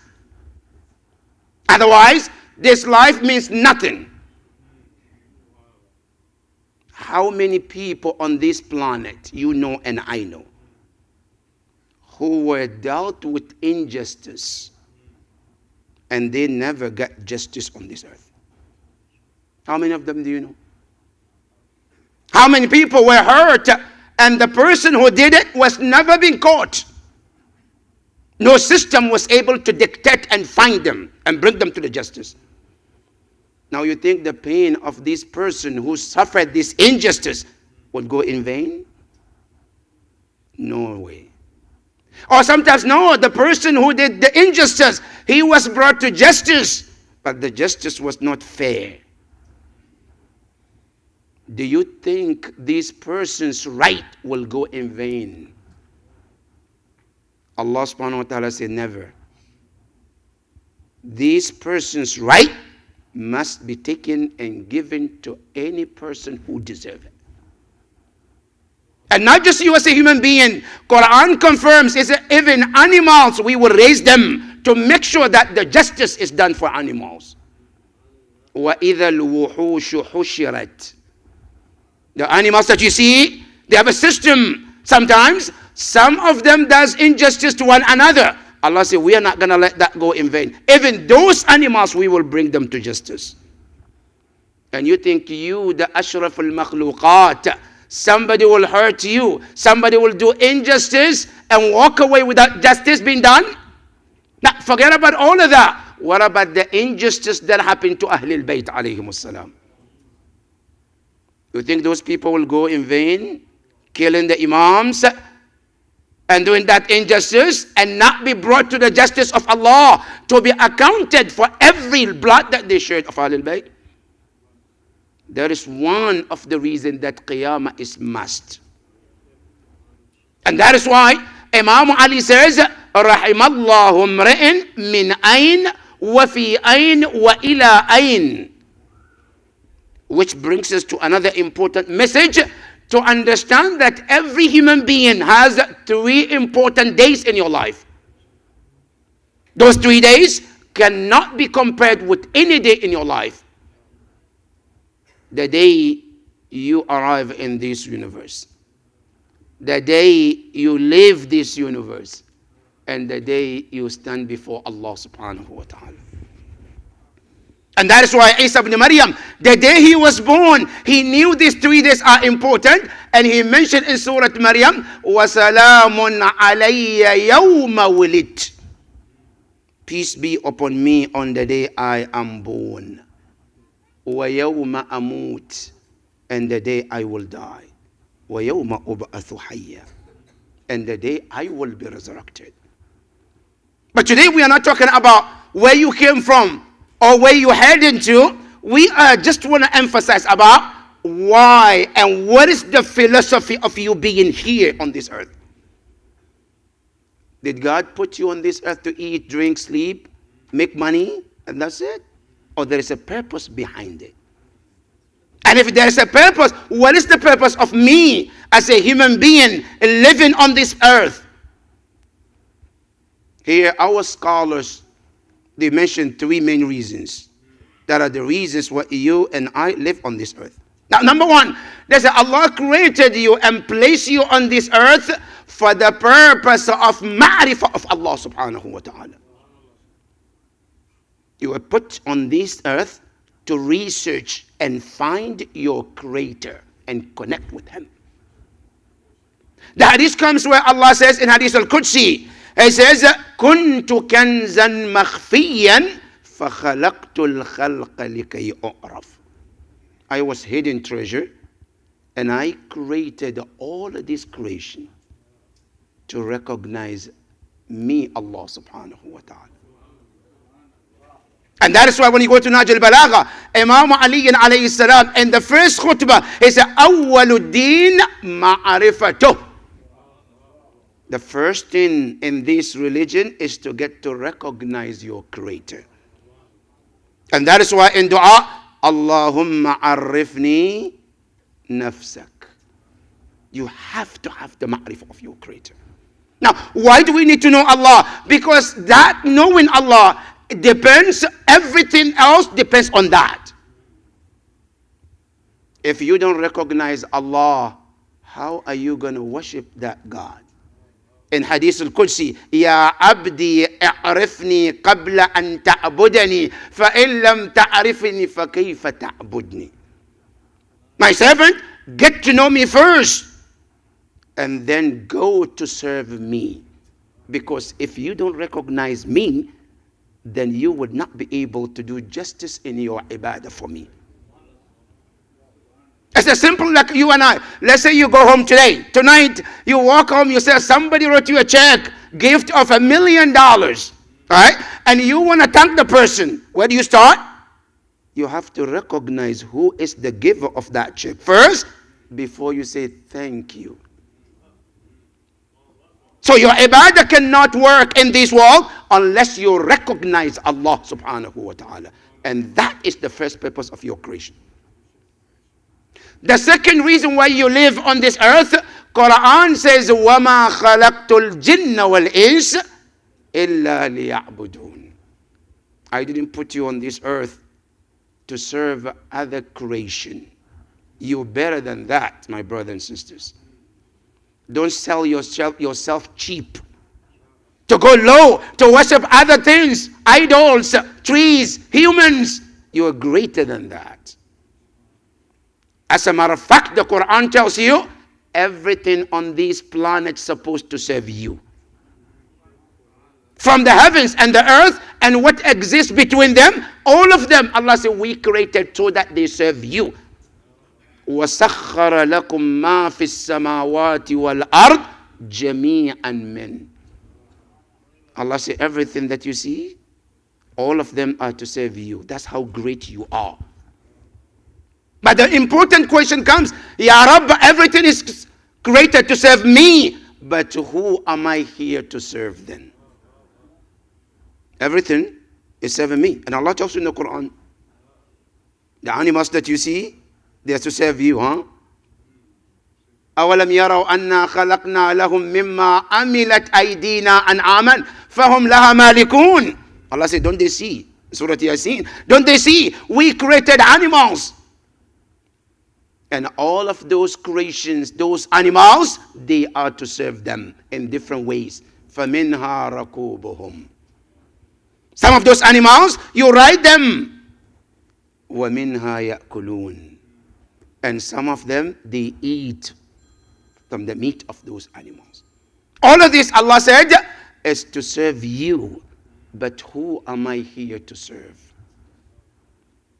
That is why Allah says, you are created to serve not the creation, but the Creator. And that is Allah subhanahu wa ta'ala. And that is why when a person goes to serve any other being, they're selling themselves cheap. To respect yourself, to honor yourself, the way Quran says, وَلَكَدْ كَرَّمْنَا بَنِي آدَمَ. Allah said, we honored human being. And the only thing that gives you the honor is when you stand or you humble yourself before your Creator, Allah subhanahu wa ta'ala. And that is reason number 2, why you created. The reason number 3, Quran says, we created you and placed you on this earth to test you.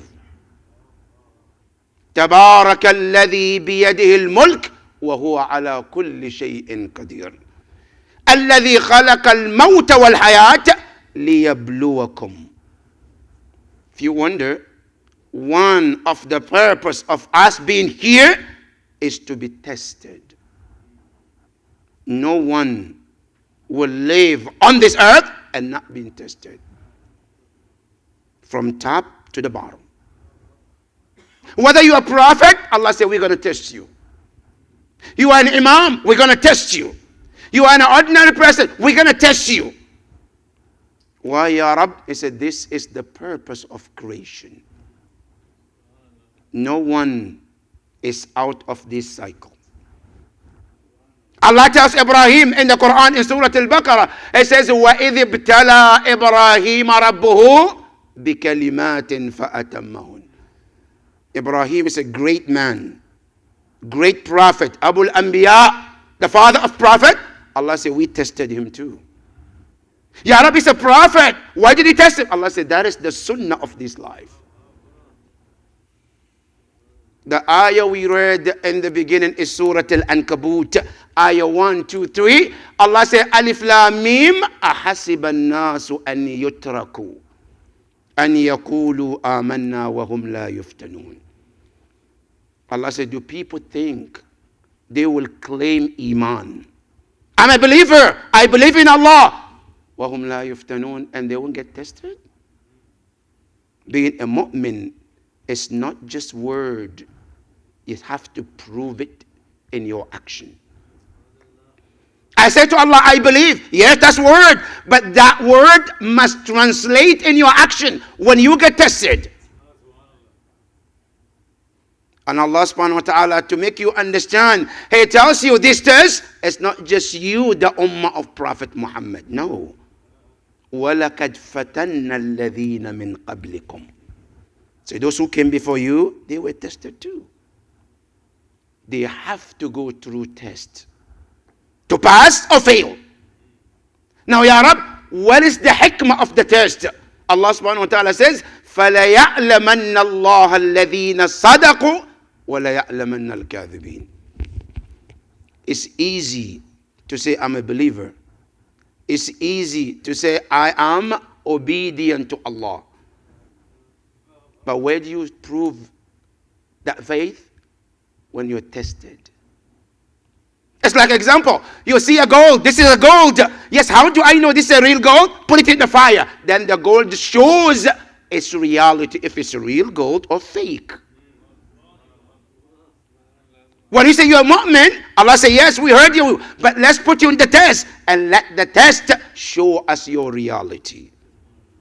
If you're a true mu'min or not a mu'min. And that is why every prophet, every imam, he was tested and the people were tested too. But many and many people failed the test. Many people failed the test. And few passed the test of Allah subhanahu wa ta'ala. But the question that remains is, what is the test about? What is the test that Allah is going to test us? Allah tells you the test is two things. وَنَبْلُوَكُمْ بِالْخَيْرِ وَالشَّرِّ فِتْنَةً. Allah says your test is only in two things. Right? Now sometimes you go to school, you get tested in biology, in science, in English, in math, right? Allah says, I'm going to make it easier for you. I'm not going to test you so much, but only in two things. What are they? I say, بِالْخَيْرِ. Your tests can be in good things. وَالشَّرِّ. Sometimes in bad things. Now, one of the misconceptions that we have, many of us as Muslims, we think the test is only when something bad happens. But when something good happens, no, I'm cool. Quran says, no, you're not cool. You're cool only when you pass the test. But the good is a test equally as when it's also a negative or evil in your life. That is why when you look in the Quran in Surah Al-Fajr, Allah says, فَأَمَّا الْإِنسَانُ إِذَا مَبْتَلَاهُ. When the Lord tested human being, وَنَعَمَهُ, give him blessings, right? Blessing is a test too. I'm healthy, it's a test. I have a job, it's a test. I'm blessed with the children, it's a test. I am blind, it's a test. I'm sick, it's a test. I have everything I ask for, it's a test too. But what is the test about these? When you are given everything, it's test to see if you're going to appreciate Allah's blessing or not. Because one of the things is, the moment you are given the blessing, that's why shaitan comes in. That's when the arrogance starts to kick in. And Quran says, إِنَّ الْإِنسَانَ لَيَطْغَى أَنْ رَآهُ اسْتَغْنَى.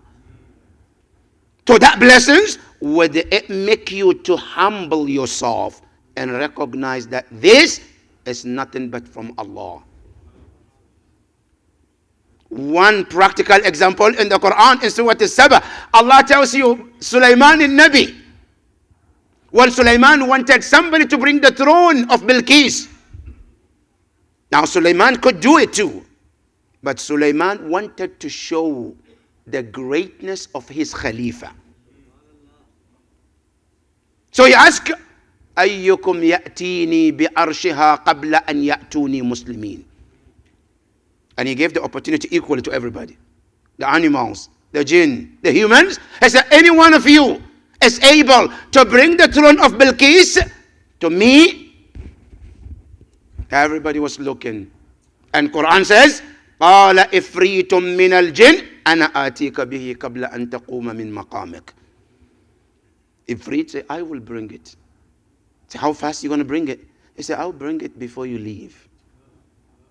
Sulaiman says, that's too late. Like today, say, I'm going to send you a letter. Say, how? Say, I'm going to mail it. Say, that's too long. How soon do you want it? I said, I'm going to email you, right? Yes. Nabi Allah Sulaiman, I said, I don't want mail because it's going to take longer, right? I want something faster. Then another man comes in. وَقَالَ الَّذِي عِنْدَهُ عِلْمٌ مِّنَ الْكِتَابِ.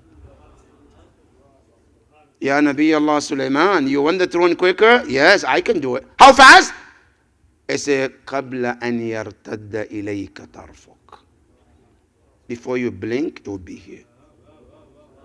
Can you do that? I said, sure. Did he do that? God said, yes. فَلَمَّا رَآهُ مُسْتَقِرًّا عِنْدَهُ. When the throne materialized in front of Nabi Allah Sulaiman, people were wondering, how did he do that? How did he be able to do the miracle? Now, before you think left and right, then Asif bin Barqi said, let me set the record straight. He said, I didn't do it myself, huh? He says, هَذَا مِنْ فَضْلِ رَبِّي. This is not my power.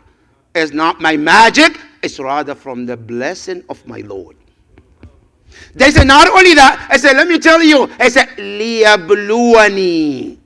This power is a test that Allah put me into, that you want to see. لِيَبْلُوَنِي, to test me. أَأَشْكُرْ أَمْ أَكْفُرْ. Would I be grateful to Allah and say, Alhamdulillah, Rabbi awza'ni an ashkura ni'matak. Ya Allah, make me be among those who are constantly grateful for your blessings. When you are blessed with anything, remember to thank Allah subhanahu wa ta'ala. Because that is your test. So the test of Allah, it can be something positive and it can be something negative too. Sometimes Allah can test you with lack of things. Lacking something is a test. Having something is a test. And not only that, knowing this and also comprehending this is the true sign of Shiekh. You know, one time a group of people came to Imam Ali. They say, Ya Amir al-Mu'minun, nanu Shi'atuk. We are your Shia. Imam Ali said, no, you're not Shia. Say, Ya Amir al-Mu'minin, we are your Shia. We are your followers. Imam Ali said, okay, let me test you. So if you pass or not. Say, go ahead. What is your test? He says, when Allah bless you with something, what do you do? You say, Ya Rab. We said, Alhamdulillah. When He blessed me life, everything, Alhamdulillah. It's okay. When He takes away, what do you do? You say nothing. You say you fail. How do you fail? I said, because my Shia, when they're given, they say Alhamdulillah. When they lose something, they say Alhamdulillah. And that's why you understand Zainab Salamullahi alayha on the day of Ashura, after the martyrdom of her children, she said, Alhamdulillah, Allahumma taqabbal minna hadha al-qurban.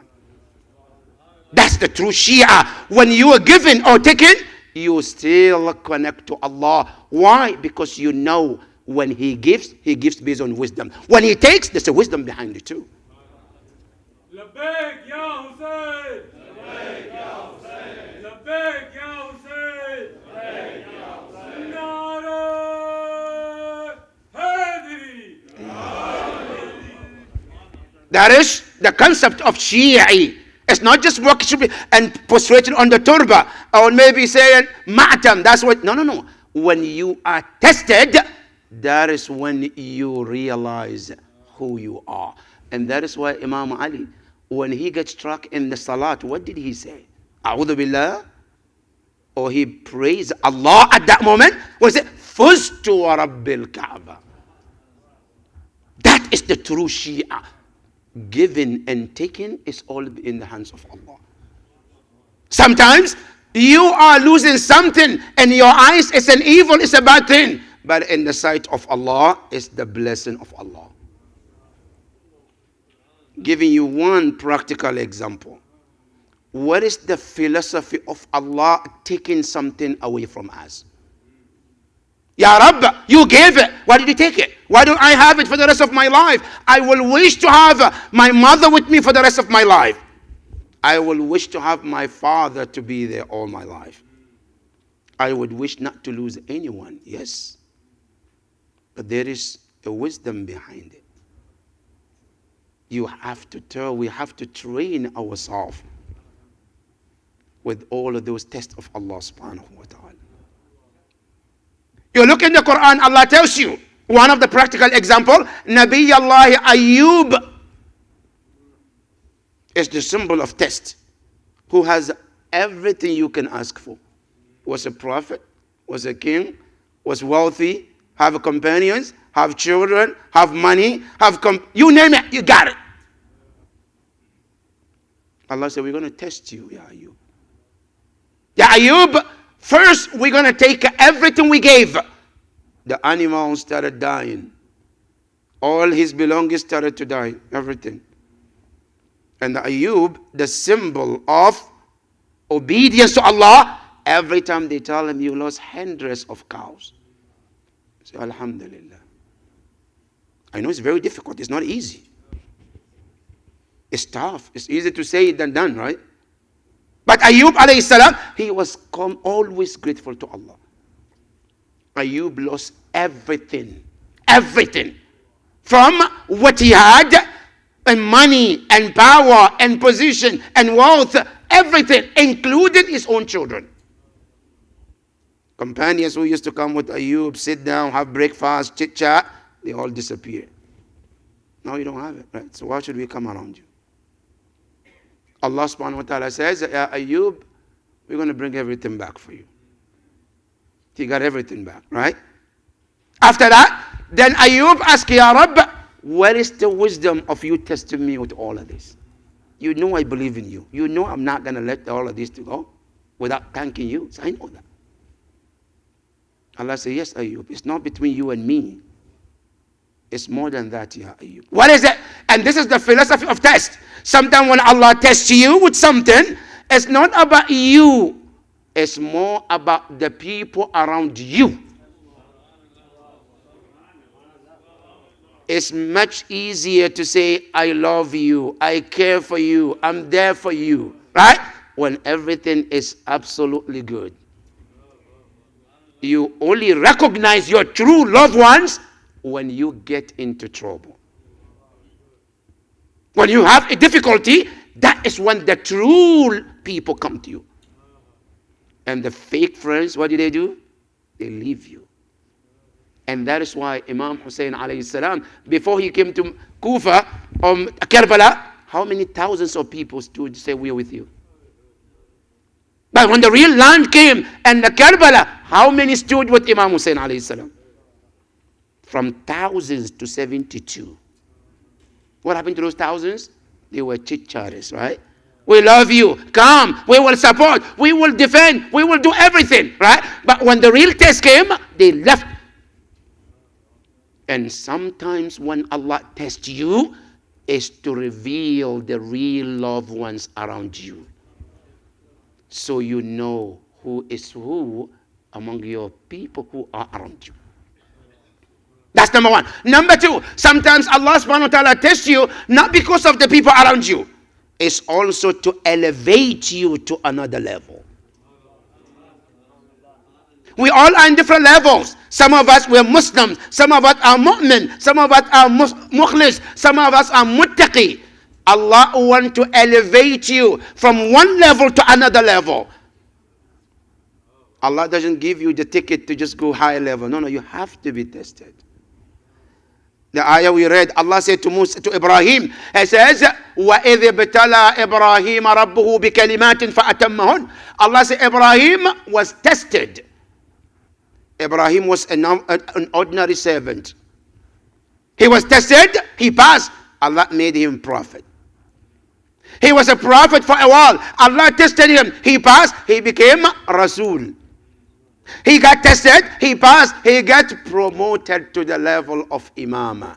وَإِذِ ابْتَلَى إِبْرَاهِيمَ رَبُّهُ بِكَلِمَاتٍ فَأَتَمَّهُنْ. When he complete the test, Allah said, إِنِّي جَاعِلُكَ لِلنَّاسِ إِمَامًا. That maqamul imama doesn't come just randomly. You have to pass a test.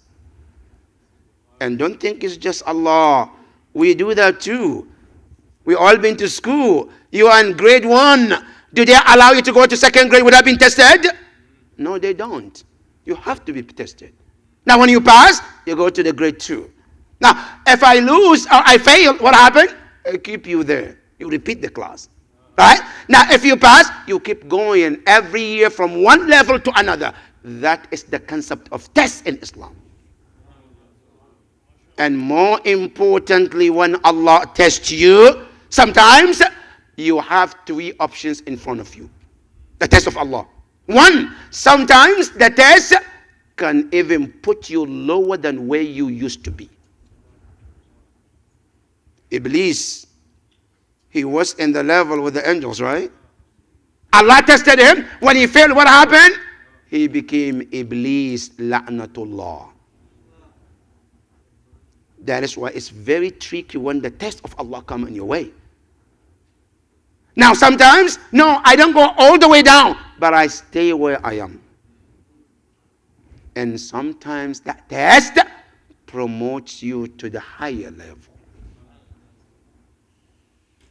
And these tests is for all of mu'mineen and mu'minat. Even our imams, they get tested. But one important thing about the philosophy of the test of Allah, and that is, the more your iman becomes higher, the more difficult your test becomes. It's the same. When you go to school, you are level 1. Your test is different. When you become in 6th grade, your test is different. When you become in college, the test becomes even harder. And that is why Ahlul Bayt, they are the ones who had most hardest test ever. Because they are the Ahlul Bayt alayhim as-salam. Their test is much difficult than anyone on the earth. Starting from Rasulullah, ما أوذي نبي مثل ما أوذيت. No prophet ever been hurt as much as I am. Ahlul Bayt, no one ever been hurt or gone through difficulty as much as Ahlul Bayt alayhim as-salam. So anytime you get tested, Allah wants to promote your maqam from one level to another. But the most important is, how do we deal with difficulty tragedies? When we get tested, especially with losing someone, how do I deal with it? I know it's difficult.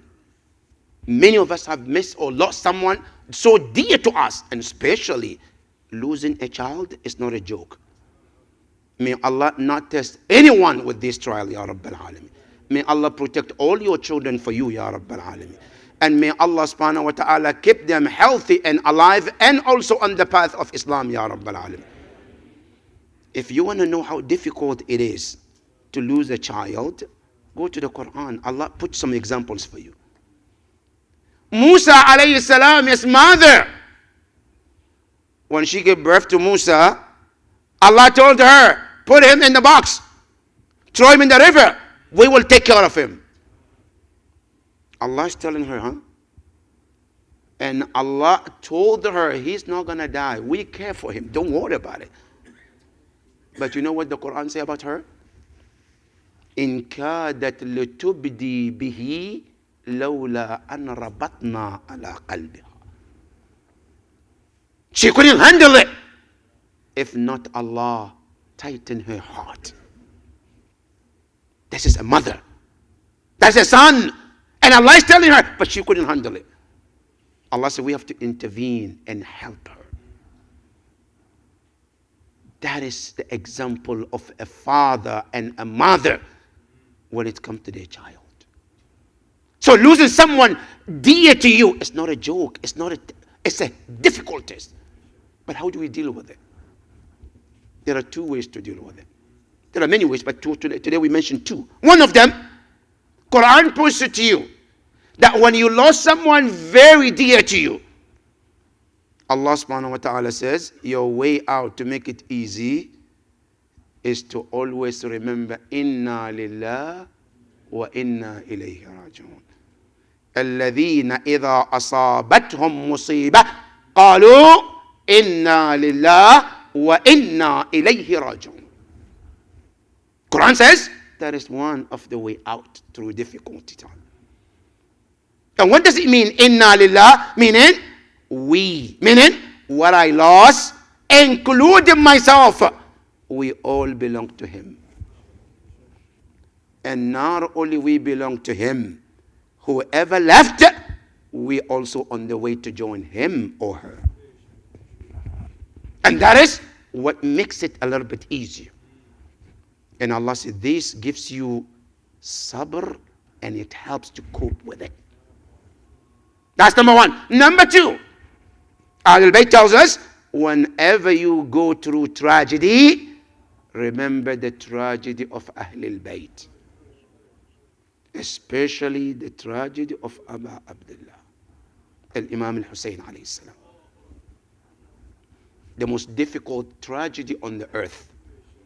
No tragedy ever happened or will ever happen in the future as worse as the tragedy of Aba Abdullah. Never.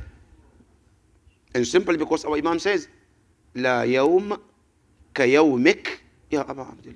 There's never a day ever be before or will come in the future to be as worse as your day. Never. Now, have you ever seen a father or a mother to see his child being killed in front of him? Think about Imam Hussein alayhi salam. Now, many people have lost their children, including Rasulullah. Rasulullah lost his son when he was in Mecca. He lost some also in Medina. And he buried them when they're young. And when his last son was dead, Ibrahim, the Prophet cried. And when he was in Baqi, buried his son, he says, Lillahi ma a'ta wa lillahi ma akhadh. He said, تدمع العين ويحزن القلب ولا نقول ما يسقط الرب. So yes, indeed, the heart is filled with grief. The eyes are tearing. He said, but still we would not say something to hurt Allah. That is the example. Now, but Rasulullah, he lost his son. He died. Yes. But to see a person losing his son in the hands of the enemies, being killed, brutalized, how difficult this is. That's why whenever you go through tragedy, always connect yourself to Aba Abdullah al-Hussein. With him, every tragedy becomes ease. Simply, let me take you to Karbala on the day of Ashura, when Imam Hussein had a son like Muhammad Raza Agha Abbas. Similar age according to some of the narration. When that son, Imam Hussein, is looking for his future, to get married, to settle, and the enemies took his life very short. On the day of Ashura, after all the companions of Imam Hussein were martyred, Imam Hussein was asking, looking right and left, there's nobody. He called his companions, Ya Zuhair, Ya Muslim bin Awsaja, Ya John, all of them, nobody could answer. Then he said, Ma lakum la tujibuna li imamikum. Why are you not answering to your Imam? أَمْ لِأَنَّهُ فُرِّقَتْ رُؤُوسِكُم مِّنْ أَجْسَادِكُم. Is it because your heads are separated from your bodies?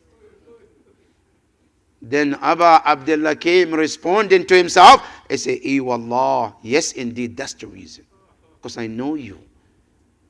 You, my companions, you will not hear the call of your Imam and not rush to the Imam. That is when Imam says, هَلْ مِن نَاصِرٍ يَنْصُرُنَا هَلْ مِن نَاصِرٍ يَنْصُرُنَا هل من معين يعيننا هل من ذاب يذب عن حرم رسول الله. That was the call of Abu Abdullah on that day. And guess who came out first from the Ahlul Bayt? It's Ali al-Akbar. Ali al-Akbar was the one who came, and as he walked out to meet his father, Imam Hussein saw him. And the first thing Imam Hussein did was to start crying. Why, Ya Abu Abdullah? I said, yes. He said, this is not Ali al-Akbar. It's not just Ali al-Akbar, but he is Shabihu Rasulillah. Not Shabihu Rasulillah, bal ashbahu nasi khalqan wa khulqan. The most resembled one to Rasulullah. When he came closer to his father, Imam Hussein hugged him, and he hugged his father. Ali al-Akbar put his head on the shoulder of Abu Abdullah, and he was crying, and Imam Hussein put his also head on the shoulder of Ali al-Akbar. And both were crying on the shoulder of one another. You know the sir of Imam Hussein's crying? Every father wants to die and have his children to bury them. No father wants to bury his own son with his own hand. But here Imam Hussein alayhi salam, he's looking, now I was supposed to die and my son bury me. Now I have to bury my own son with my hand. How tragic that could be for Abu Abdullah. Then Imam Hussein said to him, oh my son, why do you have to go? He said, Bunay, my father, why not? When I see you have more enemies and less friends to support you. Now, here's the greatest part, brothers and sisters. You know, when Imam Hussein alayhi salam, he permitted Ali al-Akbar to go to the battlefield. As he was walking to the battlefield, Imam Hussein looked at him. And he looked in the sky. And he says, Allahumma shahad. Ya Allah, bear witness, أنه قد برز إليهم غلام أشبه الناس خلقا وخلقا ومنطقا لرسول الله. Ya Allah, bear witness that the most resembled person on the planet to Rasulullah is him. His akhlaq. He's the one now going to the battlefield. But the saddest part, the mother of Ali al-Akbar was there too. And she was watching Ali al-Akbar as he was walking towards the battlefield.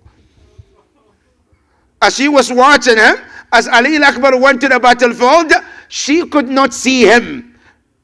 But she was watching Imam Hussein's face, telling her everything about her son. If he is alive, is he hurting? What is it about him? She's looking about the face of Imam Hussein alayhi salam. As Imam Hussein was watching Ali al-Akbar in the battlefield, fighting, suddenly the mother of Ali al-Akbar, she saw a change of the face of Imam Hussein. As she saw the change, she ran to Abu Abdullah. Ya Abu Abdullah, hal usiba ibni bisu'. Did something wrong? Something happened to my son? Is he alive? Is he okay? What happened? Imam Hussein turned and he looked at the mother. And look at how difficult Imam Hussein and his wife, the father of Ali al-Akbar and the mother, they're all in Karbala and watching their son in this situation. And as he watched, he said, no. وَإِنَّمَا بَرَزَ إِلَيْهِ رَجُلٌ يُخَافُ عَلَى وَلَدَكِ عَلِيِّ الْأَكْبَرِ. He said, somebody is out to fight him, and I'm worried Ali al-Akbar might not make it. Now at that moment, think about the mother of Ali al-Akbar. What happened to her heart? Immediately when she heard this, that's when she turned towards the Kaaba and she said, Allahumma anta radda Yusuf ila abi. Ya Allah, you return Yusuf back to his father. You know how Yaqub felt when Yusuf was away. You know how it was pain for Yaqub. And you know Yaqub lost his eyes. For 40 years he was crying for his son. Ya Allah, I know you know that. And this is my son, Ali al-Akbar. He is my heart. Ya Rabb, I want you to return him back to me safe and sound. When she made that dua, Allah accepted that dua. Ali al-Akbar was able to kill the man. He ran back to his father. Ya Abba al-Atash, al-Atash. My father, I'm thirsty, I'm thirsty. Imam Hussein alayhi salam looked at him. He said, Bunayya Ali, my son Ali is so hard and dear to your father that you ask him something he cannot provide for you. He said, my son, very soon you will see your grandfather Rasulullah and he will give you a water you will never be thirsty afterwards. Ali al-Akbar, finally Imam Hussein gave him a ring. He put it in his mouth. As he sucked that ring, he gained all the strength he needed for the rest of his battle. Ali al-Akbar turned back to go to the battlefield. Imam Hussein called him, Ya Ali, Hal wadda'ta ummak? Have you said goodbye to your mother? She is behind that curtain and she is heartbroken thinking about you. Ali al-Akbar ran back to the mother. As he hugged the mother, Assalamu alayki ya ummah. As he hugged her, the mother hugged him back and she held him tight as she doesn't want to let him go ever. At that moment, the narration says, Ja'a hatifun min as-sama. Okay, Hussein heard a call from the heaven.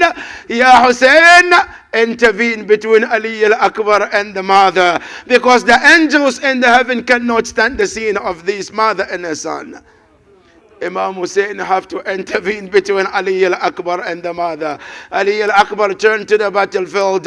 He went and he fought and fought and fought. Finally, the enemies, they empower Ali al-Akbar. One of them ran to Ali al-Akbar, and the horse of the man dragged Ali al-Akbar to the middle of the army. Every person that Ali al-Akbar's body passes by, he struck Ali al-Akbar. They all struck, and one after the other, one after the other. Ali al-Akbar called his father, Assalamu alayka ya Abbas. As he called his father, Imam Hussein alayhi salam, he jumped. The narration says, Wallahi, we haven't seen Imam Hussein rush to something as when Ali al-Akbar called for help. As Imam Hussein jumped like a lion. As he reached, he got to his son Ali al-Akbar while he was in his final moment. He lifted the body of Ali al-Akbar. Ali al-Akbar opened his eyes and he started to speak to his father. He said, Ya Abba, Hadha Jaddi Rasulullah. This is my grandfather Rasulullah. Wa hadha Jaddi Amir al-Mu'mineen. And this is my grandfather Amir al-Mu'mineen. They brought me water from the heaven. La azma'u ba'daha abada. Which I will never be thirsty afterwards. He says, Wa hadha jadduka Rasulullah. He is asking, Ya Hussein, Aqdim ilayna sari'an. Come quicker, Ya Hussein.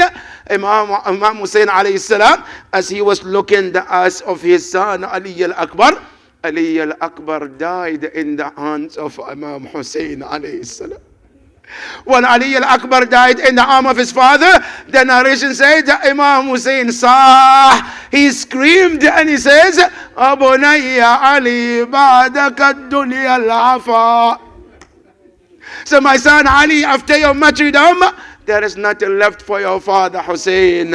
Imam Hussein returned to the tent. Muhdawd al-Zahar. He returned to the tent curve as he is telling the world, my back is broken. Ali al-Akbar is martyred. As he walked to the tent, he said to the rest of the family, Please go pick Ali al-Akbar فإنه لا طاقة لي في حمله. I have no strength to pick Ali al-Akbar. They ask him, why you pick all the shuhada? He said, كلما رفعت جانبا تساقط الجانب الآخر. Anytime I lift one part of Ali al-Akbar, the other part of him fall into pieces.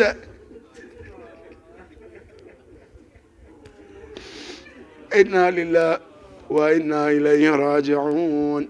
وسيعلم الذين ظلموا أي منقلب ينقلبون والعاقبة للمتقين. إلهنا نسألك وندعوك بأحب الخلق إليك بمحمد وعلي وفاطمة والحسن والحسين والتسعة المعصومين من ذرية الحسين. فرج عنا فرجا عاجلا قريبا كلمح البصر أو هو أقرب من ذلك إلى أموات المؤمنين والمؤمنات، لا سيما الحاضرين الجالسين السامعين، ومن أوصاني بالدعاء ومن مات على الإيمان، وإلى روح العلماء والمراجع العظام، وإلى روح من اجتمعنا عليه المرحوم محمد رضا أغا أباس. رحم الله من يقرأ الفاتحة مع الصلوات.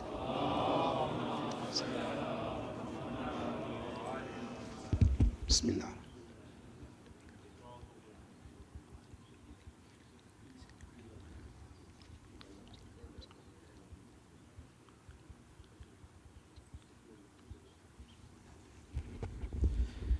اپنے لہو میں آپ سنورنے کے دن تھے، اکبر جوان ابھی تیرے مرنے کے دن نہ تھے، رکتا نہیں ہے سینے سے جو خون ہے رواں، اے لال یہ بتا دو کہ کس جان لگی سنا، اپنی ریاضتوں کا خزینہ تو دیکھ لوں، اکبر ہٹاؤ ہاتھ میں سینہ تو دیکھ لوں، اپنے لہو میں آپ سنورنے کے دن تھے، اکبر جوان ابھی تیرے مرنے کے دن تھے، تم کیا گرے ہو مقتل میں اٹھ نہ سکا حسین، تم کو سنا لگی ہے پر زخمی ہوا حسین، آنکھیں جو تم چھڑاتے ہو دل چھوڑتے ہیں ہم، تم ہچکیاں جو لیتے ہو دم توڑتے ہیں ہم، اپنے لہو میں آپ سنورنے کے دن تھے، اکبر جوان ابھی تیرے مرنے کے دن تھے، اولاد پہ جب آتا ہے 18واں برس، خوشیاں سمیٹ لاتا ہے 18واں برس، دولہا سے آپ لگتے تھے ہر ایک لباس میں، دل ماں کا شاد رہتا تھا سحرے کی آس میں، اپنے لہو میں آپ سنورنے کے دن نہ تھے، قاصد کھڑا ہے پہلو میں، اے لال دیکھ لو، صغرا دعائیں دیتی ہے، آمین تو کہو، رکھتا ہوں خط کو لاش پہ، دل بر جواب دو، صغرا سلام کہتی ہے، اکبر جواب دو، اپنے لہو میں آپ سنورنے کے دن نہ تھے، اے شیر کبریا مجھے قوت عطا کریں، لاش جواں اٹھانے کی ہمت عطا کریں، آنکھوں کا نور لے گئی نور نظر کی لاش، خیبر کے در سے وزنی ہے میرے پسر کی لاش، اپنے لہو میں آپ سنورنے کے دن نہ تھے، اکبر جوان ابھی تیرے مرنے کے دن نہ تھے، سائن سائن سائن سائن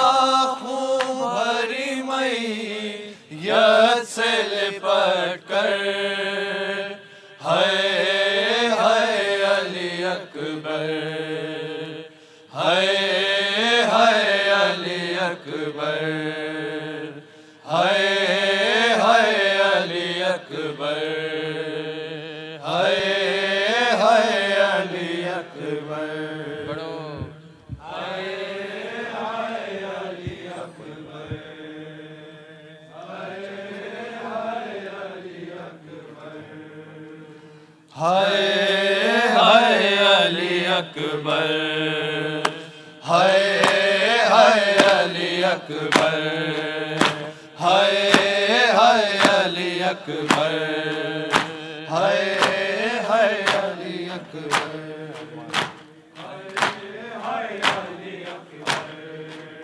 ارمان تھا پہناؤں گی پوشاک شاہانی افسوس کے راز آئی نہ تجھ کو یہ جوانی کیسا تھا مقدر ہائے ہائے علی اکبر ہائے ہائے علی اکبر ہائے ہائے علی اکبر ہائے ہائے علی اکبر ہائے ہائے علی اکبر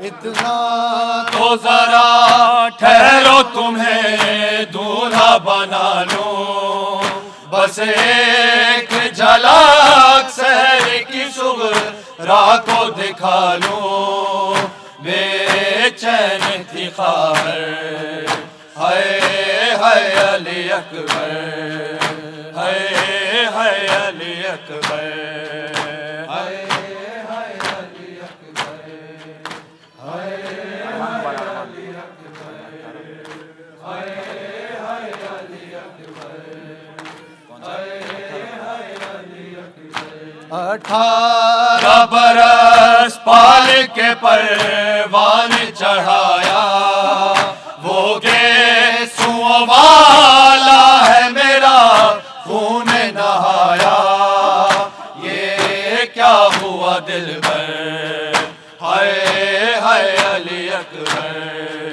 ہائے ہائے علی اکبر ہائے ہائے علی اکبر ہائے ہائے علی کہتی تھی ہائے ہائے علی اکبر ہائے ہائے علی اکبر پھر پڑھو ہائے ہائے علی اکبر ہائے ہائے علی اکبر ماں تیری جدائی میں بھلا کیسے جیے گی مر جائے گی سغرا جو خبر تیری سنے گی اب کیا کروں جی کر ہائے ہائے علی اکبر ہائے ہائے علی اکبر ہائے ہائے علی اکبر ہائے ہائے علی اکبر ہائے ہائے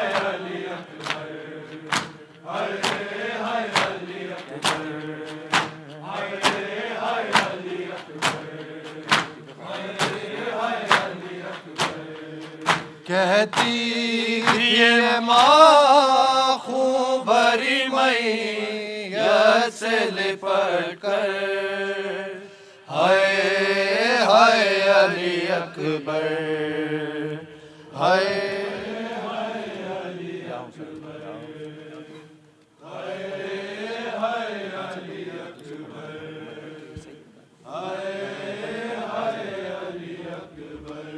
علی اکبر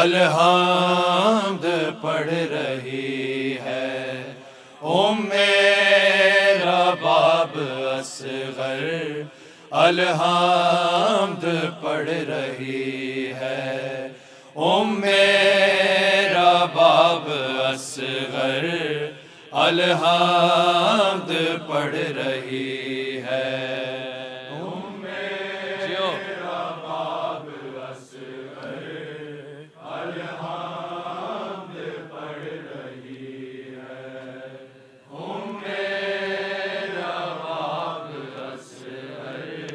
اصغر الحمد پڑھ رہی ہے، میرا باب اصغر الحمد پڑھ رہی ہے، میرا باب اصغر الحمد پڑھ رہی ہے، میرا باب اصغر الحمد پڑھ رہی ہے، سن کے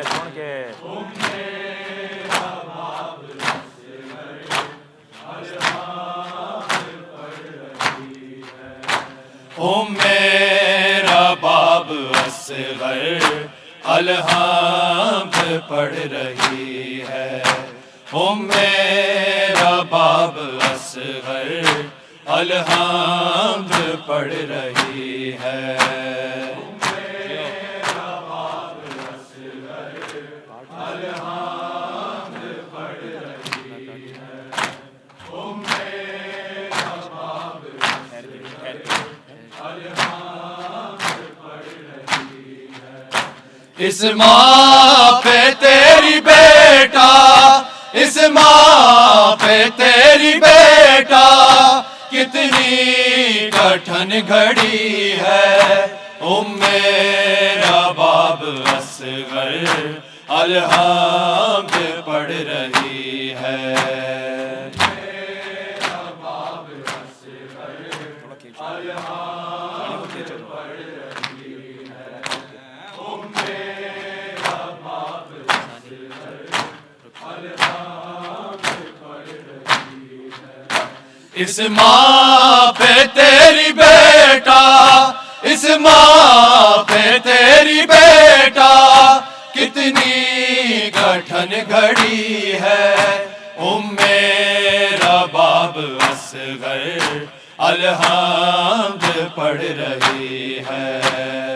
میرا باب اصغر الحمد پڑھ رہی ہے، میرا باب اصغر الحمد پڑھ رہی ہے، شبیر جا رہے ہیں اصغر کو لے کے رن میں، اصغر کو لے کے رن میں، خیموں میں ایک ماں کی، خیموں میں ایک ماں کی کیوں جان پر بنی ہے، میرا باب اصغر الحمد پڑھ رہی ہے، کاٹو نا بول پڑھو،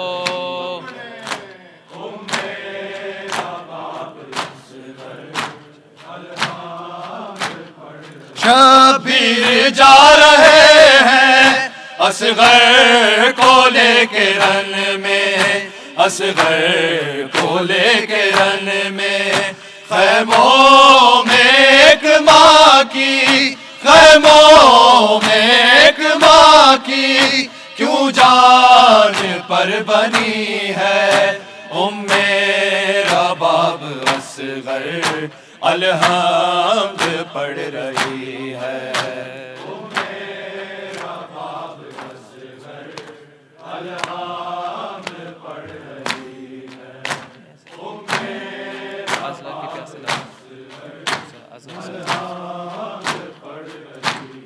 اصغر کے پیاسے لب جو شبیر نے دکھائے، شبیر نے دکھائے، بے چین ہو کے زینب بے چین ہو کے زینب خیمے سے دیکھتی ہے رباب اصغر الحمد پڑھ رہی ہے رباب اصغر الحمد پڑھ رہی ہے رباب اصغر الحمد پڑھ رہی ہے اس ماں پہ تیری بیٹا اس ماں پہ تیری بیٹا کتنی کٹھن گھڑی ہے رباب اصغر الحمد پڑھ رہی ہے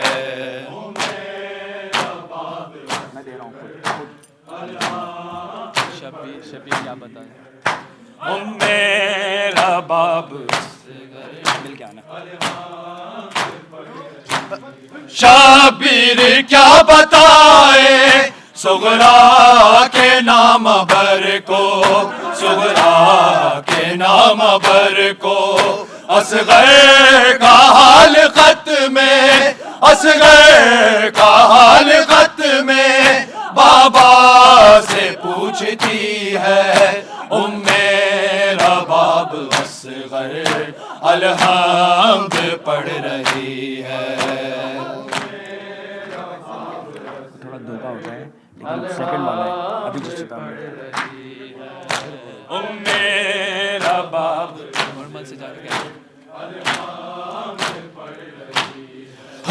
مل سے جا کے کہہ دو تیرے ستم چلائے تیرے ستم چلائے اصغر نہیں ہے لوگوں اصغر نہیں ہے لوگوں ہاتھوں پہ زندگی ہے رباب اصغر الحمد پڑھ رہی ہے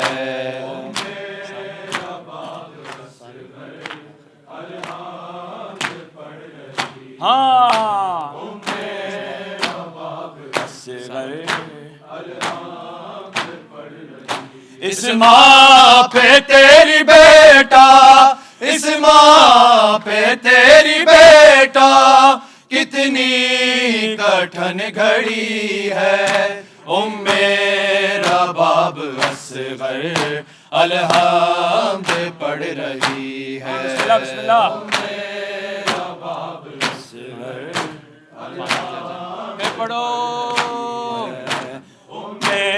رباب پانی ملا جو رن میں ایک 4 سال بچی ایک 4 سال بچی کوزے میں لے کے پانی کوزے میں لے کے پانی اصغر کو ڈھونڈتی ہے رباب اصغر الحمد پڑھ رہی ہے رباب اصغر الحمد پڑھ رہی لپٹی ہوئی کہتی تھی مارا گیا لاش سے لپٹی ہوئی کہتی تھی مارا گیا لاش سے لپٹی ہوئی کہتی تھی مارا گیا لاش سے لپٹی ہوئی کہتی تھی مارا گیا لاش سے لپٹی ہوئی کہتی تھی مارا گیا لاش سے لپٹی ہوئی کہتی تھی مارا گیا لاش سے لپٹی ہوئی کہتی تھی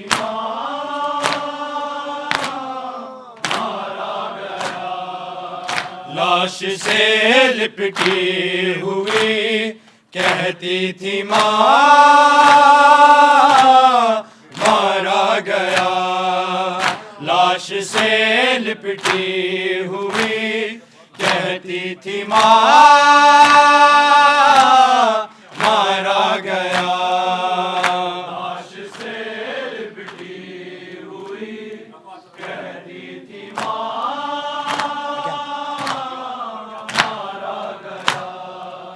لاش سے لپٹی ہوئی کہتی تھی مارا گیا. لاش سے لپٹی ہوئی کہتی تھی ماں مارا گیا. لاش سے لپٹی ہوئی کہتی تھی ماں مارا گیا.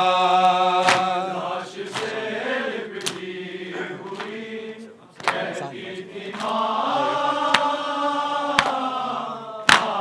گیا. لاش سے لپٹی ہوئی کہتی تھی مارا گیا. اس ضعیفی میں میرا اکبر جوان مارا گیا. لاش سے لپٹی ہوئی کہتی تھی ماں مارا گیا. لاش سے لپٹی ہوئی کہتی تھی ماشاءاللہ مارا گیا. لاش سے لپٹی ہوئی کہتی تھی مارا گیا. اس ضعیفی میں میرا اکبر جوان مارا گیا. لاش سے لپٹی ہوئی کہتی تھی ماں مارا گیا. لاش سے لپٹی ہوئی کہتی تھی مارا گیا. لاش سے لپٹی ہوئی کہتی تھی مارا گیا. ایک بیٹے سے جڑی تھی ماں کی ساری کائنات. ایک بیٹے سے جڑی تھی ماں کی ساری کائنات. آج لیلا کے لیے سارا جہاں مارا گیا. لاش سے لپٹی ہوئی کہتی تھی ماں مارا گیا. لاش سے لپٹی ہوئی کہتی تھی مارا گیا. لاش سے لپٹی ہوئی کہتی تھی مارا گیا. ایک بیٹے سے جڑی تھی ماں کی ساری کائنات. ایک بیٹے سے جڑی تھی ماں کی ساری کائنات. آج لیلا کے لیے سارا جہاں مارا گیا. لاش سے لپٹی ہوئی کہتی تھی ماں مارا گیا. لاش سے لپٹی ہوئی کہتی تھی مارا گیا. لاش سے لپٹی ہوئی کہتی تھی مارا گیا. غم زدہ بھائی زمین کو دیکھتا ہی رہ گیا. غم زدہ بھائی زمین کو دیکھتا ہی رہ گیا. جب یہ قاتل نے کہا اکبر یہاں مارا گیا. لاش سے لپٹی ہوئی کہتی تھی ماں مارا گیا. لاش سے لپٹی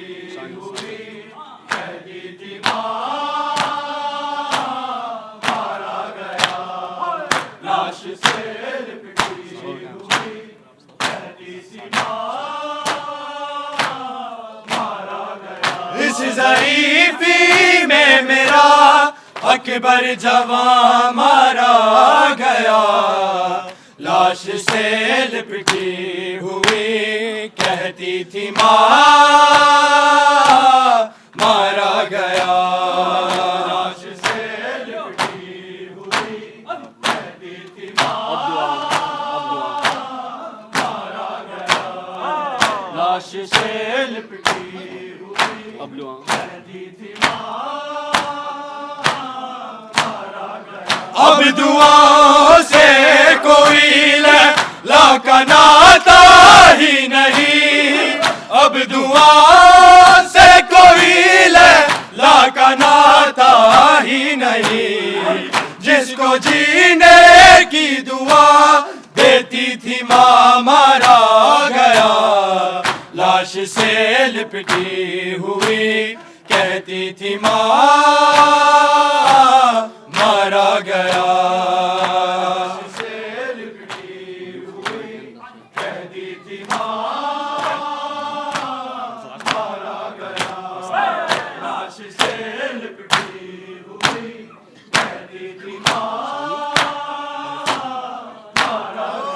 اب دعاؤں سے کوئی لا کا ناتا ہی نہیں اب دعا سے کوئی لا کا ناتا ہی نہیں جس کو جینے کی دعا دیتی تھی ماں مارا گیا لاش سے لپٹی ہوئی کہتی تھی ماں مارا گیا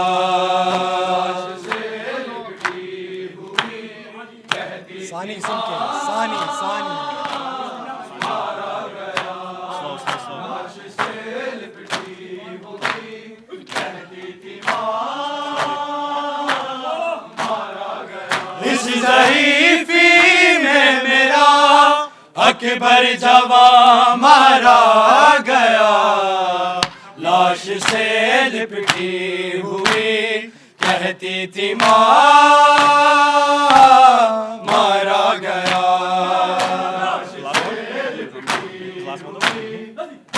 آخری مارا گیا لاش سے لپٹی ہوئی کہتی تھی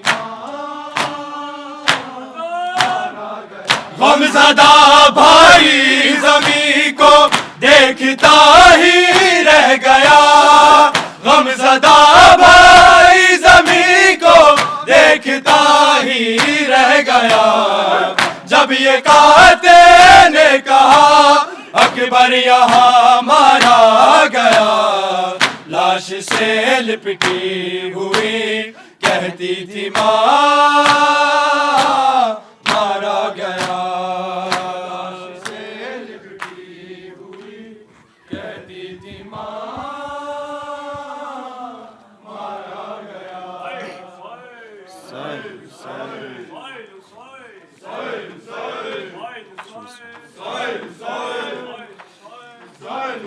کربلا اکبر میرا ہے نوجوان کربلا اکبر میرا ہے نوجوان کربلا اکبر میرا ہے نوجوان کربلا اکبر میرا ہے نوجوان کربلا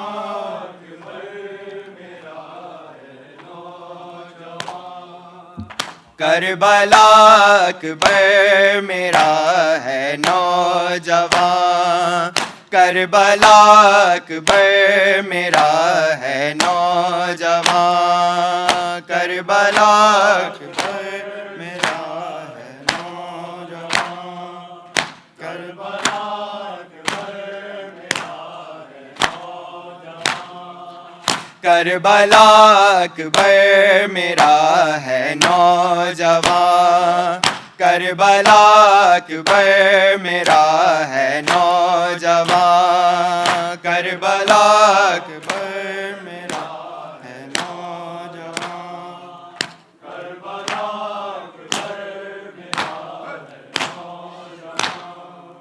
کربلا اکبر میرا ہے نوجوان کربلا اکبر میرا ہے نوجوان کربلا اکبر میرا ہے نوجوان کربلا اکبر میرا ہے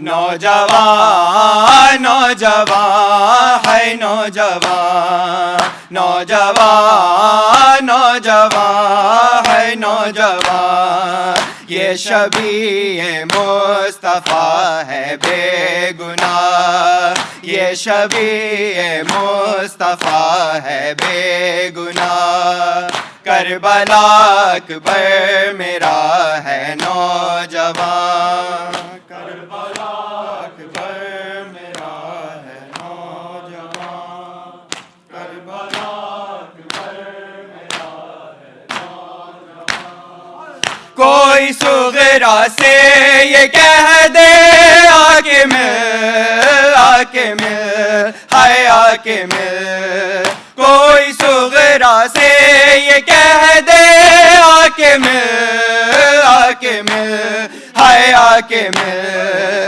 تیرے ارمانوں کا لٹتا ہے جہاں تیرے ارمانوں کا لٹتا ہے جہاں کربلا اکبر میرا ہے نوجوان کربلا اکبر میرا ہے نوجوان کربلا اکبر میرا ہے نوجوان کربلا اکبر میرا ہے نوجوان موت کی ہچکی سے کہہ دو ٹھہر جا ٹھہر جا ہائے ٹھہر جا موت کی ہچکی سے کہہ دو ٹھہر جا ٹھہر جا ہائے ٹھہر جا دولہا اکبر کو بنا لے اس کی ماں دولہا اکبر کو بنا لے اس کی ماں کربلا اکبر میرا ہے نوجوان کربلا اکبر میرا ہے نوجوان کربلا اکبر میرا ہے نوجوان موت کی ہچکی سے کہہ دو ٹھہر جا ٹھہر جا ہائے ٹھہر جا موت کی ہچکی سے کہہ دو ٹھہر جا ٹھہر جا ہائے ٹھہر جا دولہا اکبر کو بنا لے اس کی ماں دولہا اکبر کو بنا لے اس کی ماں کربلا اکبر میرا ہے نوجوان کربلا اکبر میرا ہے نوجوان کربلا اکبر میرا ہے نوجوان لاش اکبر کی اٹھاؤ کس طرح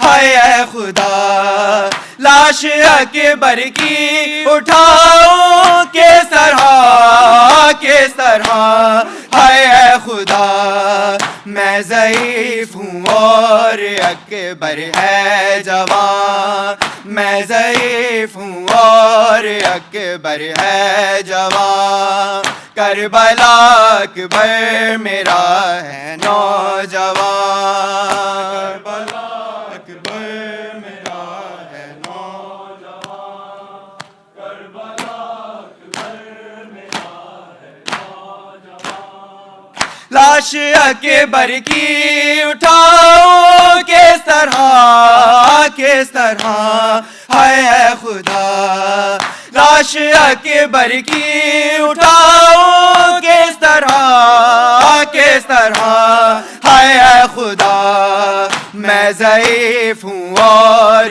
اکبر ہے جوان میں ضعیف ہوں اور اکبر ہے جوان کربلا اکبر میرا ہے نوجوان کربلا اکبر میرا